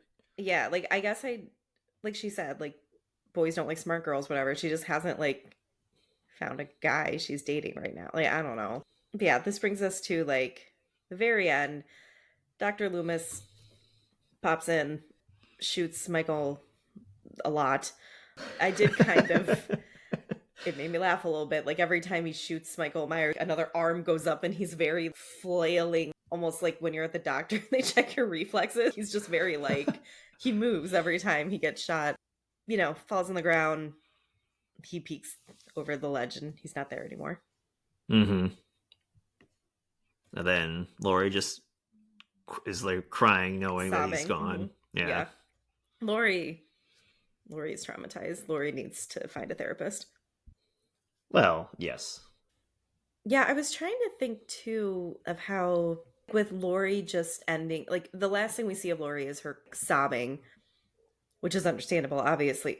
But I'm trying to think of, I feel like at the end of Scream, it was more of like a badass thing.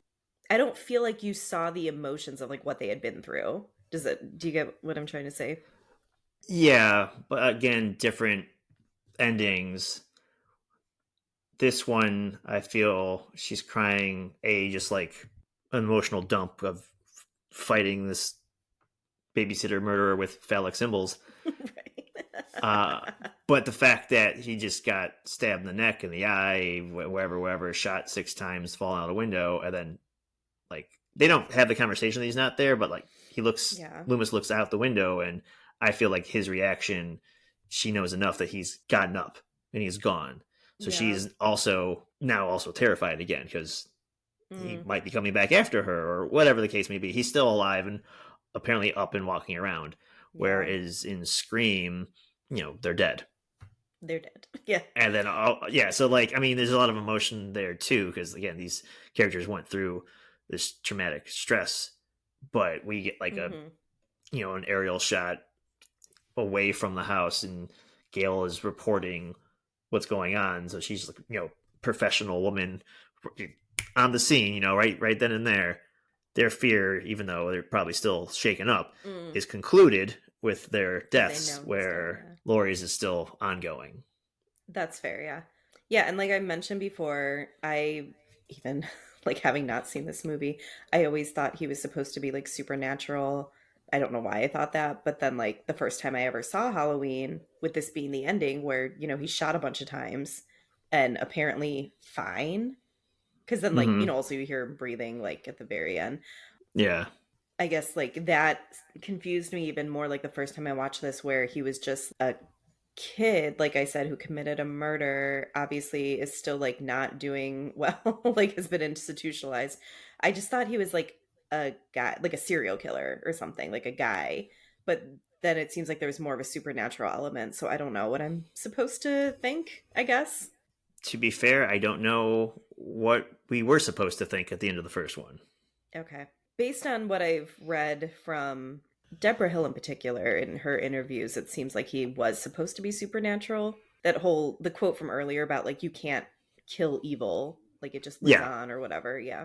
So before we get into like all the sequels and whatnot, I just wanted to touch on some of these concepts. Like we mentioned, Lori is seen as the final girl, and this Halloween is seen as launching this concept of a final girl, the girl who survives, the girl who defeats the killer, whatever.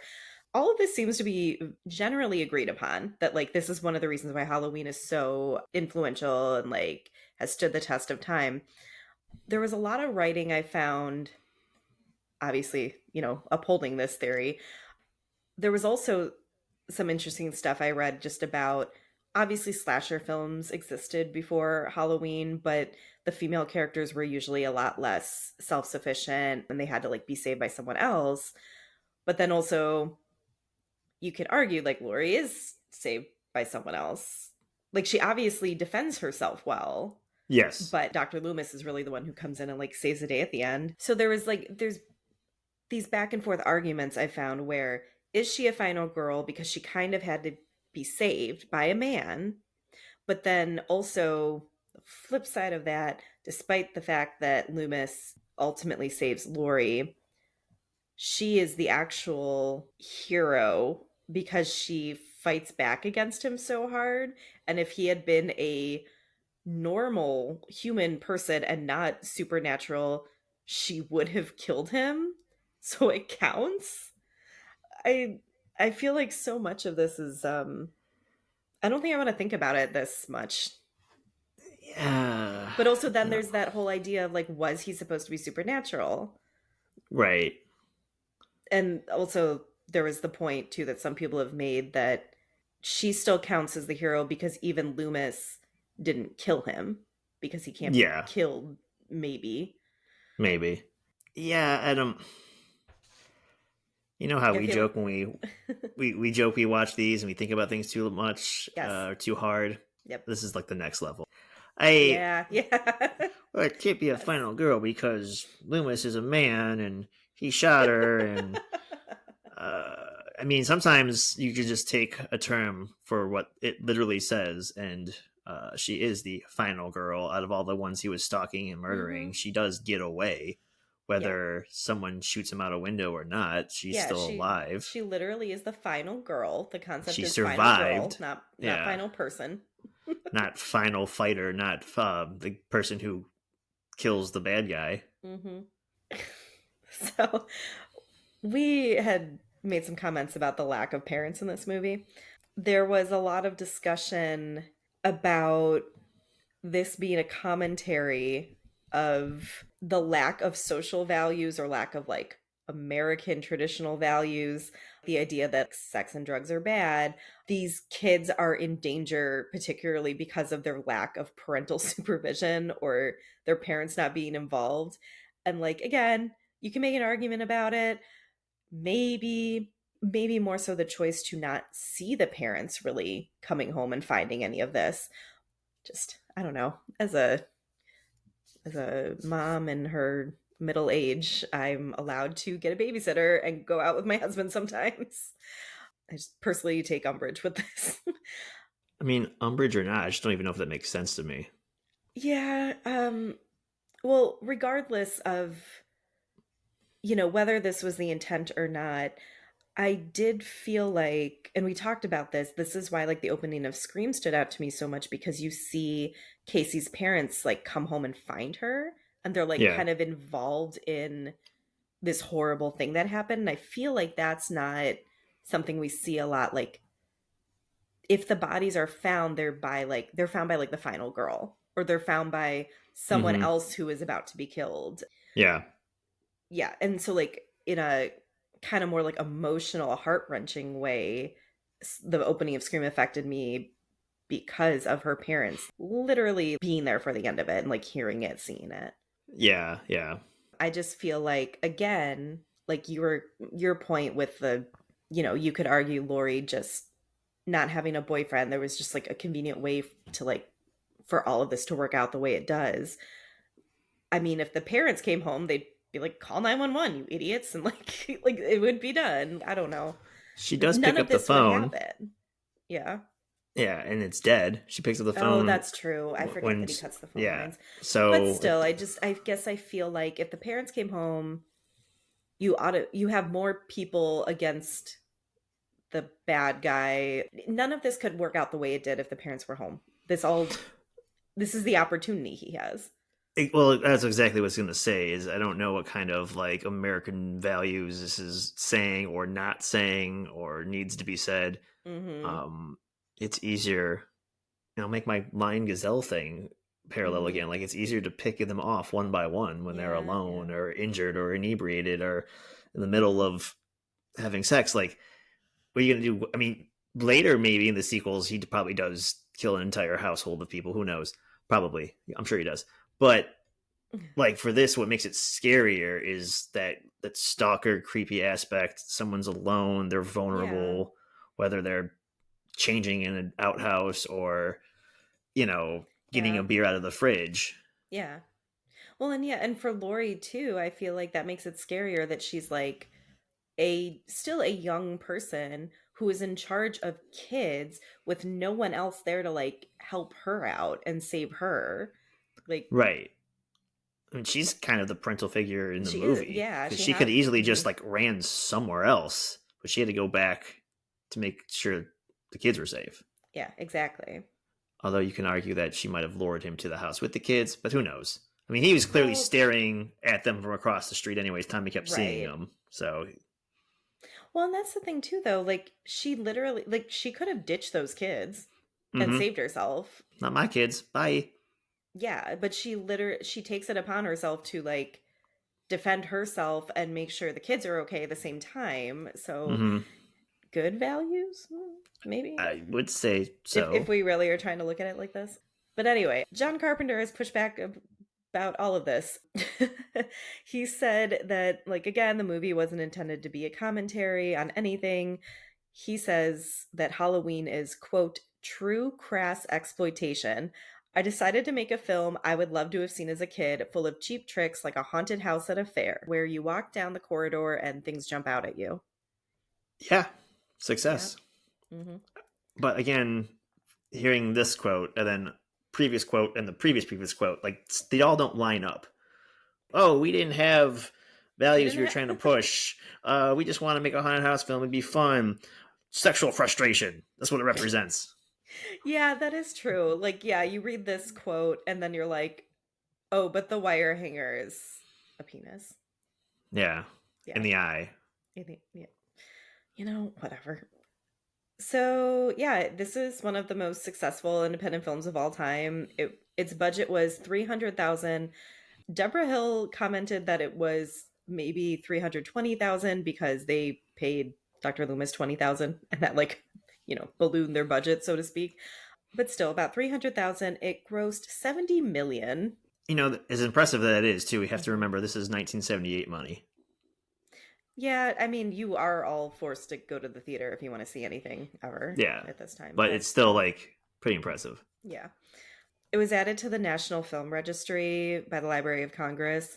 I just wanted to point this out because the National Film Registry, they add, I want to say maybe like 15 films every year, but there are things that are deemed culturally important for one reason or another. It's not necessarily supposed to be like the quote unquote best movies, best stories, whatever.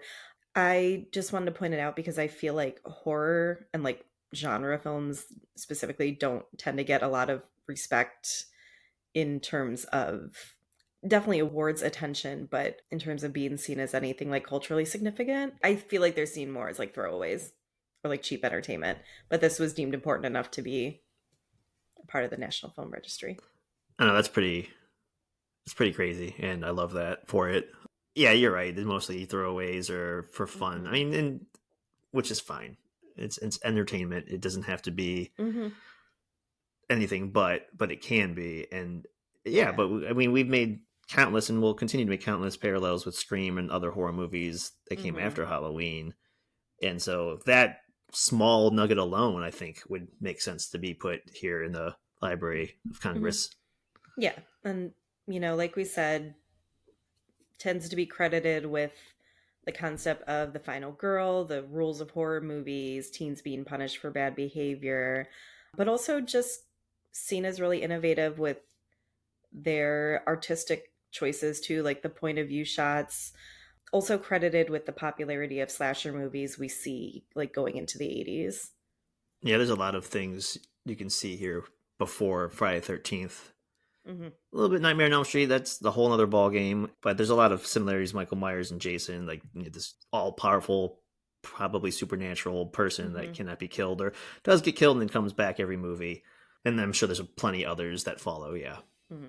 Well, that being said, do you want to get into our sequels? you're gonna have to, right? If I I know. talk about legacy, there just happens to be 40,000 of them. Do you want to like take a bathroom break? It's gonna be a long. This is a long stretch here. I have not seen any of them. So this is very much like your wheelhouse here today. Oh yeah, I'll give you the cliff notes best way possible. I think I've seen all but like maybe one. Hold on to your butts. Here we go. So sequels: Halloween 2, directed by Richard L. Rosenthal Jr., released October 30th, 1981.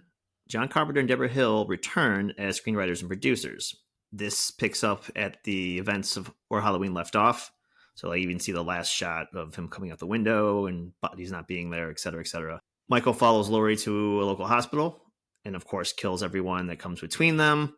It is revealed that Laurie and Michael, there are siblings now in this Okay. story, and she was given up for adoption. We're going to be assuming after Michael killed Judith, the parents wanted to disassociate the siblings because now we start getting this storyline where Michael doesn't just kill babysitters, he is killing off his family members.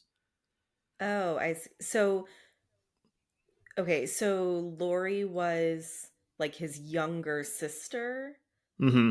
that was put up for adoption after he killed his older sister. Yes. Okay. Okay. Yes. Sure. Um, murder, murder, murder. Loomis, of course, shows up. Um, and they like get cornered in an operation room, and I think he like shoots an oxygen tank out of the Jaws and blows him up, and he's on fire, and he falls over, probably dead. At release, critics and fans gave it mixed reviews. Looking back and comparing them to modern slashers, their tones have changed. Hmm. Janet Maslin of the New York Times instead compared the film to other horror sequels and slasher films of that time period Mm-hmm. rather than, Halloween 1. And she Mm. said, by the standards of most recent horror films, this, like its predecessor, is a class act. I remember liking it as a kid. I remember, as far as horror movies go, thinking like, oh, wow, this is a direct sequel. It's the same night of, is this still Halloween night? Yeah, I feel like that's not something we get often at all. So that's like, as a concept, I think that's actually really interesting. Mm-hmm. But I did watch the trailer of this one after I watched Halloween, and yeah, it's definitely like he's back, but in a hospital, and that's really all I got out of it. And like poor Yeah. Laurie, jeez, oh man. I don't have all the quotes, but a lot of the negative things were just the murder was upped in the. It was not as Of course, yeah. toned down as the first one, and Hmm. do we need all these murders and this and that? But by this time, other slasher movies have been coming out, and everyone, as we have just talked about, how this set the tone for slasher movies, Yeah, and you can't come back to the ball and not wear your best gown. So I think they have to really up the ante here. sure. So then we get Halloween 3, Season of the Witch, October 22nd, 1982. Tommy Lee Wallace is now the screenwriter director. He was He our art director in the Yep, first one. yep. Okay, If you okay. remember, he was our art director from the first one. He, as far as like most things I can recognize him from, he also did the Stephen King's It miniseries from the 90s. Oh, okay, And Carpenter and Hill return as producers. okay. So this one's a little weird. No Michael Myers. Uh, say more. And so did you not know this, by the way? I knew that the third one was like a weird one, maybe an off, like it doesn't follow the same story, but like I don't know, I didn't know the specifics. Yeah. Okay. I didn't love this one as a kid Okay. because to me, I knew Halloween as Michael Myers. And Right. even though Yeah. I watched the first one young, several sequels have come out before I got to see them. And you just see every, VHS cover at Blockbuster with his face on it. Yeah. But this Yeah. one, and I was confused. So, Season of the Witch was an attempt to redirect the Halloween franchise into an anthology series. It does not follow the continuity of the previous two entries, presenting them as a fictional movie within its narrative. So essentially, it was supposed to be an anthology series after this. Like they were supposed to have done more, and they're all kind of like think of like the Marvel universe, but for like John Carpenter and horror movies. Okay. Is like the vibe I'm getting reading all these accounts. Interesting. This movie follows the story of Dr. Dan Chalice, and he tries to solve some mysterious murders of a patient in the hospital. He then apparently takes the patient's daughter, which is, I think, weird already. And they go to a small town in California. They discover that Silver Shamrock Novelties is attempting to use its mystic powers of the Stonehenge rocks to resurrect an ancient witchcraft of the Celtic festival. What would you say, was it Samhain? Sam Sam Hain. Samhain? Let me. Yeah. Samhain? Let's Google while Sam we're Ham? on I like this. Sam Ham. Nope. That's. I guarantee you that's not it. I don't know much, but okay. Pronunciation. Samhain. Samhain. Samhain. I mean, I would have not You guessed didn't say that. you didn't say it, so I'm not going to say it. We'll both look wrong. It's fine. Oh, just leave this in. Like, be like, guys, we don't understand like old English. I don't speak Celtic. Samhain. Samhain. Okay, it sounds like something you'd buy at like a butcher shop. Samhain. People are gonna listen to this and they're like yelling at the beginning when I'm like, "What is this word?" I got So anyway, they are attempting to use mystic powers of Stonehenge rocks to resurrect the ancient witchcraft of the Celtic festival, Samhain. Or as we might have said earlier, Samhain, because we don't speak Celtic. Long story short, they use these masks to achieve his goal. He makes the children wear them, and then during a special commercial break on Halloween night, they kill the kids somehow. I forget. I don't know if it smothers them or melts their face. I don't really remember. But the movie ends with our main doctor here screaming at the final TV station to stop the commercial because he's trying to save the day.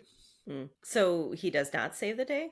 It gets cut. Like I think he gets other TV stations. He managed them to like not air the commercial, but he gets to like the last one or whatever, and I think they're about to air it, and then it cuts. From what I remember, I have not seen this one a lot. Again, as a kid, I was like very disappointed that I was very confused as well that there's no Michael Myers. Yeah, and I'm like, how can you call it Halloween and it's not Halloween? But not knowing there's supposed to be an anthology series here. Yeah. But I say supposed to be because this was the poorest received film from both box office and critics. I guess later became like a standalone cult film. I think the most recent viewing I had of it, which was still a while ago, I think I appreciated it a little bit more than what I did as a kid. Okay. Obviously, with the knowledge that it's not supposed to have Michael Myers in it, it wasn't like they couldn't cast him or like Michael Myers, the character, walked off set. It's like, I need a new contract. But yeah, it was weird. And with the lack of success, they decided to go back to the well and get Mr. Myers out of retirement. And that brings us to Halloween 4, The Return of Michael Myers, October 21st, 1988. Dwight H. Little. He did television shows 24, Prison Break, and he was born in Cleveland. Oh, nice. Not much here, but now the supernatural element we were talking about, this is the start, or maybe the second one was kind of the start of it, but this really, really pushes into this Thorn timeline, in which Michael Myers is revealed to have unnatural powers as well as a need to kill his family. He has spent 10 years in a coma post-fire, so this is a direct sequel to 2. Obviously, we skip 3. And it is revealed Laurie has died in a car crash. However, she has a daughter, which is obviously Michael's niece, and is now the subject of his family hit list. Yeah. At the end, he is shot several times and falls down a mine shaft.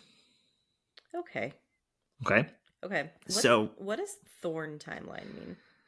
So, with all the remakes and sequels, there are several branches of this Michael Myers tree. This is branch A, we'll call it. So, thorn like a branch? Or... Well, no, but that's actually pretty clever. The thorn, it's kind of weird because it kind of ties in with 3 a little bit, because as we get to 5 and 6, it'll be revealed that this superpower he has comes from the Druids and like a cult they're a part of. And it is kind of based with Stonehenge, which is kind of fun that they throw that in there because that was the power they were using in the masks in the 3rd one. Okay. I know. Stick with me here. Okay. So, yeah, that's 4. Halloween 5, The Revenge of Michael Myers, October 13th, 1989. This is Dominique Othenin Gerard. So, like Halloween 2, this picks up right where 4 left off. So, direct sequel. Where you see him falling back down the mine shaft after getting shot. He is taken care of by a vagabond. A little homeless man is making sure he's okay. Then we jump a year later, and there seems to be some sort of psychic connection between him and his niece. And she starts to kind of get creepy. There's a scene where, I don't remember if she's successful or not, but she has a very similar clown outfit that Myers had in Halloween 1 when he was a child. And they have a little point of view with the mask holes and scissors. So she's dealing with some like post Halloween movie 4 stress. But in the end, Loomis, who's in all these movies, uses her as bait because he understands that there is a connection between her and him to capture Michael Myers and put him in jail. During the movie, there are some random shots of like a guy from like the waist down wearing all black and boots and like a duster. He's like kind of always right behind the chaos and mayhem. Okay. Well, later, while Myers is in jail, by the way, Michael Myers is in jail, so it's already like weird, right? Okay. This mysterious man comes into the police station. There's like a shootout. He's like murdering everybody and releases Michael Myers. Okay. All right. Gets better. Halloween 6, which is called Halloween, The Curse of Michael Myers. September 1995, directed by Joe Chappelle. And when I see most revealing thing he's done is like The Wire, which is a great Okay. show, by the way. Yeah, I keep meaning to check that out. It's been on my list forever. Yeah, if you thought the last two were weird. So, 6 years after Halloween 5 comes out, we see this mysterious stranger again has also kidnapped Jamie, which was his niece. Okay. She gives birth, so she has a baby, which I guess that would make the baby great Great nephew to Michael niece. Or Myers or yeah. niece. I don't remember the gender of the baby actually, but after that they escape, and of course is chased by Michael. Mm-hmm. He ends up killing her. This is like early in the movie too, but like she hides the baby, and the baby is found by one Tommy Doyle, Mm. which is the child from the first movie. Okay. This time, the character is played by none other than Mr. Paul Rudd. What? Yeah, a young Mr. Rudd. Huh. Yeah, Wait, right? 1995. This is around the same time Clueless came out, right? I believe so. Yeah, it's a busy beaver. I don't think this one launched his career as much as Clueless did, but I'm just guessing. Yeah. Good thing he had Clueless. Yeah, right. Well, there's also a small little theory that some of the big names they have to get killed in horror movies, especially like the OG movies. I mean, Laurie didn't get killed, but Jamie Lee Curtis, Kevin Bacon was in Friday the 13th. Johnny Depp was Nightmare on Elm Street. I don't know. You gotta get murdered to go on to make Clueless, I guess. I don't know. Anyway, this is where we're really told more about the Thorn, and that Michael Myers has to kill his family members to like help civilization. I don't know how that connection is there, but like it's like his job to do that, to end his like bloodline, and that will help civilization. Obviously, this is a cult type mentality. It is revealed that the Man in Black was a former co-worker of Dr. Loomis, and he is in fact a member of a Druid cult. Anyway, at the end, Tommy injects Michael with a bunch of tranks and escapes. Okay. Yeah. I, besides 3, don't remember loving this one as a kid, but I do remember I, for some reason, liked this, which I didn't know at the time was called the Thorn timeline, because this was the only Halloweens I had at that time. Oh. And it explained a little bit. He also has like this like star tattoo that they reveal. It explains a little bit why he's supernatural. So at least we get a little bit of reason besides like he's just really strong. Yeah. Maybe don't love it now, but at least there's some sort of answer to that. Yeah. Okay. The tree's going to branch off again. Halloween H2O, 20 years later, August 5th, 1998. Steve Miner, he has done Friday the 13th, Part 2 and Part 3. Okay. So this is where the film does a new continuity under Dimension Films. This is a sequel to Halloween 2, skipping 3 through 6. Michael Myers has been missing for 20 years after the hospital incident. Okay.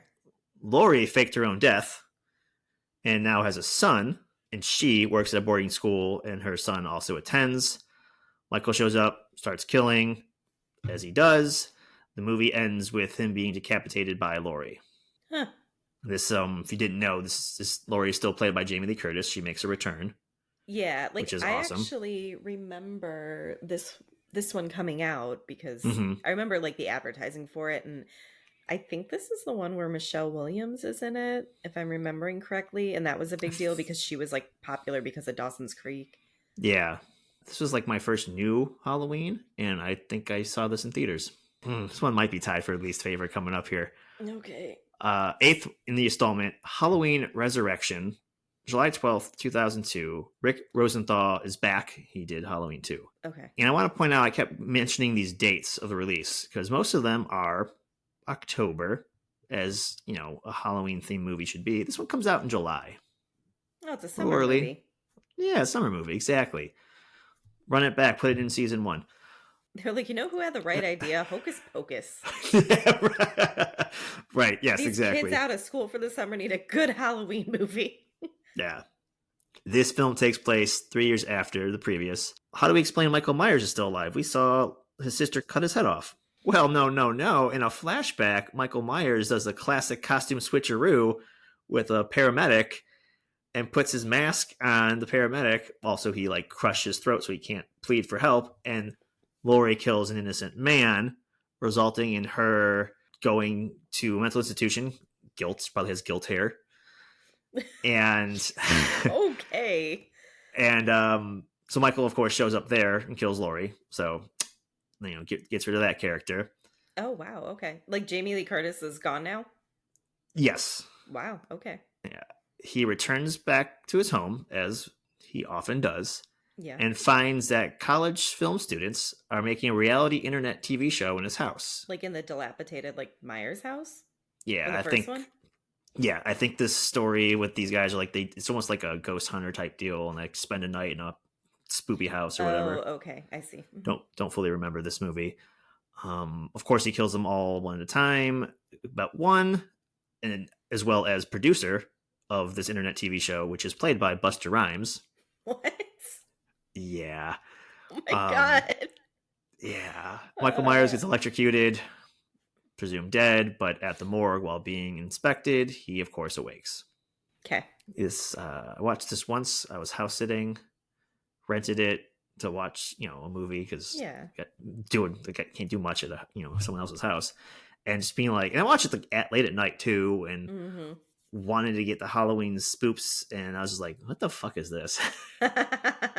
Like, no offense to Mr. Rhymes, but I do not take you as a horror actor seriously. You got Yeah. bars, but maybe Mhm. maybe not in film. I gotcha. All right, jumping forward. Halloween, 2007. This is a remake. This is directed by Rob Zombie, who has previously done House of a Thousand Corpses. Mm-hmm. Pretty much a remake of the first one, except for there's a good chunk in the beginning, and we see Michael Myers as a child. Okay. He's being bullied. He's got not the best, family life. I think his mom is played by Rob Zombie's wife, Sherry Moon Zombie. Oh. They, as in Rob and Sherry, do a lot of, white trash, hillbilly horror movie style things. Okay. She has a boyfriend in the movie. He's probably drunk and abusive. And obviously as a kid, he like killed some of his family members. I think specifically the boyfriend of his mother. Okay. We see then the scene with Judith. He gets put away. The movie kind of takes the same beats as the original one. Saw this one in theaters too. Was kind of excited for Rob Zombie's take on it. Mm-hmm. Didn't love all the backstory. Didn't feel like I needed it. I liked, even though it's funny, I kind of like more the Thorn timeline where it's like he's just evil for evil's sake, and he's very strong because he's a druid, and I don't care if that makes sense or not. I like just him being evil than like, oh, he was bullied. Oh, yeah, I see. Like Okay. I don't want to be sympathetic with him. Ah, I see. Mm-hmm. But that dons a sequel, also called Halloween 2, in 2009, also done by Rob Zombie. It's a year jump from the last film. Michael is, of course, presumed dead, but after visions of his dead mom, which again is Sherry Moon Zombie, he tracks down Lori so they can come back together. In the end, they have a fight. Lori stabs Michael repeatedly in the chest, killing him. But then it's also suggested that Lori is now suffering from the same psychosis that Michael has, and she like puts on the mask and gets taken to the asylum. What? This is the one I haven't seen. I didn't really love the backstory of the first one. I was like, I don't need more of this. I probably should give it a watch just because I'm really curious and how this all goes down, but So in the first Rob Zombie one, like the remake of the first one, is Lori a character? Mm-hmm. And like, is Michael Myers just like stalking babysitters again, like he does in the original? Yeah, it is basically. I mean, it's, as far as like a remake goes, it's a pretty good remake. I just didn't love like the first 30-40 minutes of young Michael's backstory and then like sobbing in the woods and like, I don't need that. No, he's evil. He's a big meanie. Nobody cares. It's easier to just be like, he's one note evil, the end. Like, I get that. Mm-hmm. Yeah. So, I don't want to have sympathy for him. Yeah. No. I don't want to be like, oh, this poor man. You can kill another babysitter. It's okay, honey. Exactly. Almost 10 years later, another Halloween movie comes out. This is the third Halloween movie title we get. So it gets a little confusing. Oh, I This see. is 2018, so this is about where, what was it, Scream 4, which was just called Scream, or maybe that was 5, comes out. I think that's 5.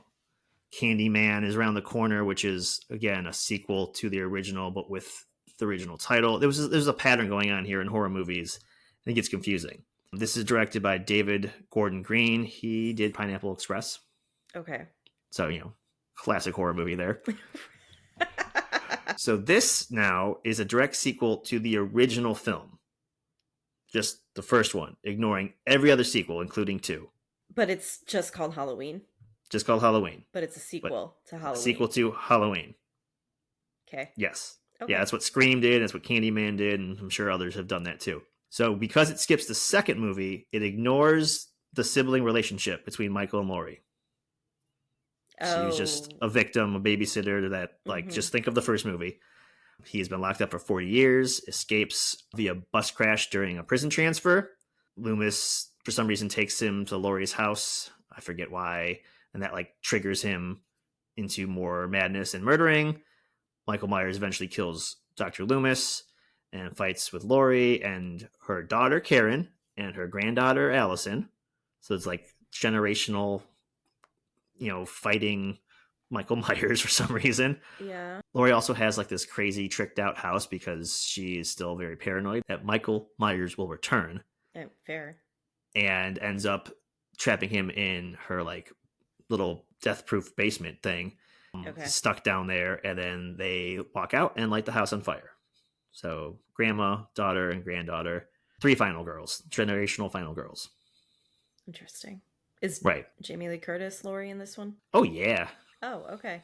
Yeah, okay. Yeah, she returns. And this is actually the start of a trilogy. Okay. Yeah. So this is Halloween Kills in 2021. Takes place, as you do, right after the end of the previous film. They're driving away in an ambulance because they're all injured from Michael Myers, and passing them going towards the house are fire trucks.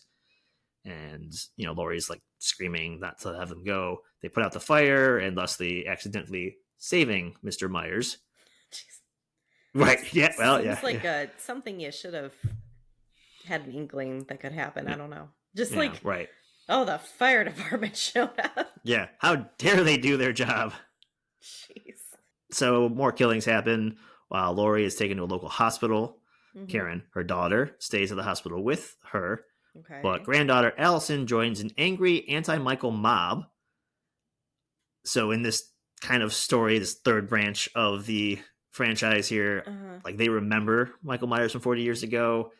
They don't want it. So more people are kind of behind Laurie than in the original kind of thought process here of the movies. She's not just crazy, but her daughter and granddaughter think she's a little crazy, but the town's we don't want him coming back. So every year in Halloween, they're there's hicks with guns and people are on patrol, and they're very ready, unlike Haddonfield 1978. Yeah, sounds like it. So they're ready to go in case he shows up. Okay. Somehow Michael kills everyone in the mob but Allison, and at the very end stabs Karen to death. Okay. Does Laurie survive? Laurie's at least still in the hospital. Okay. Yeah. Which brings us to 2022. Halloween ends. Does it really end? Currently, it has been ended. Oh, okay. Okay. Yeah, this is the last of the franchise for now. So 4 years later, Laurie has a new house with all the Home Alone traps as the previous house she had, with granddaughter Allison, and she is writing a memoir, probably how to survive Michael Myers. Who knows? Yeah. I don't remember. The focus here is on an ex-babysitter that accidentally killed a kid while he was watching him. Okay. I don't remember the details in this one. Out of this trilogy, this is my least favorite. Again, taking focus from Michael Myers. The other two are okay, but now this main storyline is about Corey, who is a former babysitter.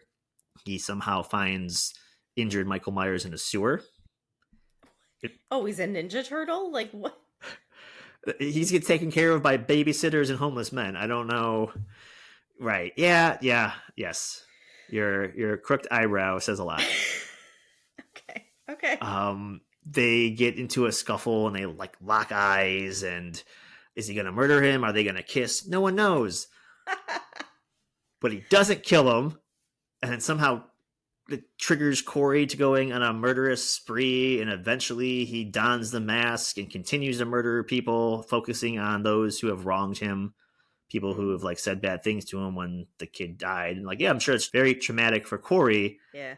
Let alone people like kind of making him a black sheep and ousting him, which I'm sure doesn't help. Right. Again, the like sympathizing with the bully character. I don't know how I feel about that. Mm. Somehow Corey and Allison get into like a relationship, and while he's out there murdering people too, somehow he's like living double lives. I don't remember here, but towards the end they get into a fight, and Corey sneaks into the house to kill Laurie. They fight. Michael Myers returns for his mask, kills Corey, I think rather easily. Of course he does. Okay. And they get into a fight, Myers and Laurie.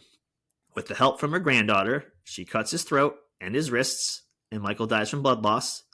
And then the townspeople show up and throw him in a wood chipper. Wow. And they're like chanting and cheering. And, oh my God. Yeah. Wow. And that's the end of Halloween. Oh my God. Whew. I'm tired. I need a nap. Yeah, my head hurts. This could have been a whole episode. Pretty much is. All right. Well, I don't think I have anything else to say. We should stop talking. Yeah. I guess if we still have listeners right now, I will say one final thing to answer the question we always ask. Did it hold up? Yes. When we're talking about the original one, of course. It is not as scary as I recall, but I think most of that is the fact that I am kind of numb to this movie now. I've seen it so many times. It's not I shocking. feel like I watch it more now for the Halloween feel, to get in the spirit, to get me in the mood to watch another scary movie I haven't seen before. Maybe go down this long, horrible, several timeline version of this franchise. I like more this movie for the shot choices, the production value, being low budget indie. It just, I don't know, sings to me a little bit. Yeah. And it's just always fun to watch. Yeah, I actually enjoyed it so much more this time. Like I said, the first time I saw it, it kind of fell flat for me. But I also think I wasn't fully able to pay attention because, I was trying to stop my kid from constantly coming in the room and like seeing a scary movie. Yeah, I think it really just holds up as like a solid scary movie. Not like I was legitimately scared, but like there's a creepiness factor in the stalking that like I personally enjoy a lot in a scary movie. Yeah. So it's that like real factor. Yeah. All right. Well, we would love to hear your thoughts on Halloween, as well as your own favorite Halloween films. You can find us on Instagram at Back Through the Lens Pod and on Facebook at Back Through the Lens. You can also email us at backthroughthelenspodcast@gmail.com. If you're listening on Spotify or Apple Podcasts, please leave us a rating and review. It's the best way to support our show. If you enjoyed our show today, please give us a like and follow for updates on new and future episodes. Our show is produced by our hosts, Rachel Campbell and myself, Joe Siomick, with additional help and support from Peter Telep of LPV Productions. Peter, Rachel, and I are also the executive producers. Our awesome logo is brought to you by Tom Faraci, and our wonderful theme songs by Matt Tarek. Thanks for listening, and please stay tuned for more trips into our movie watching past on Back Through the Lens.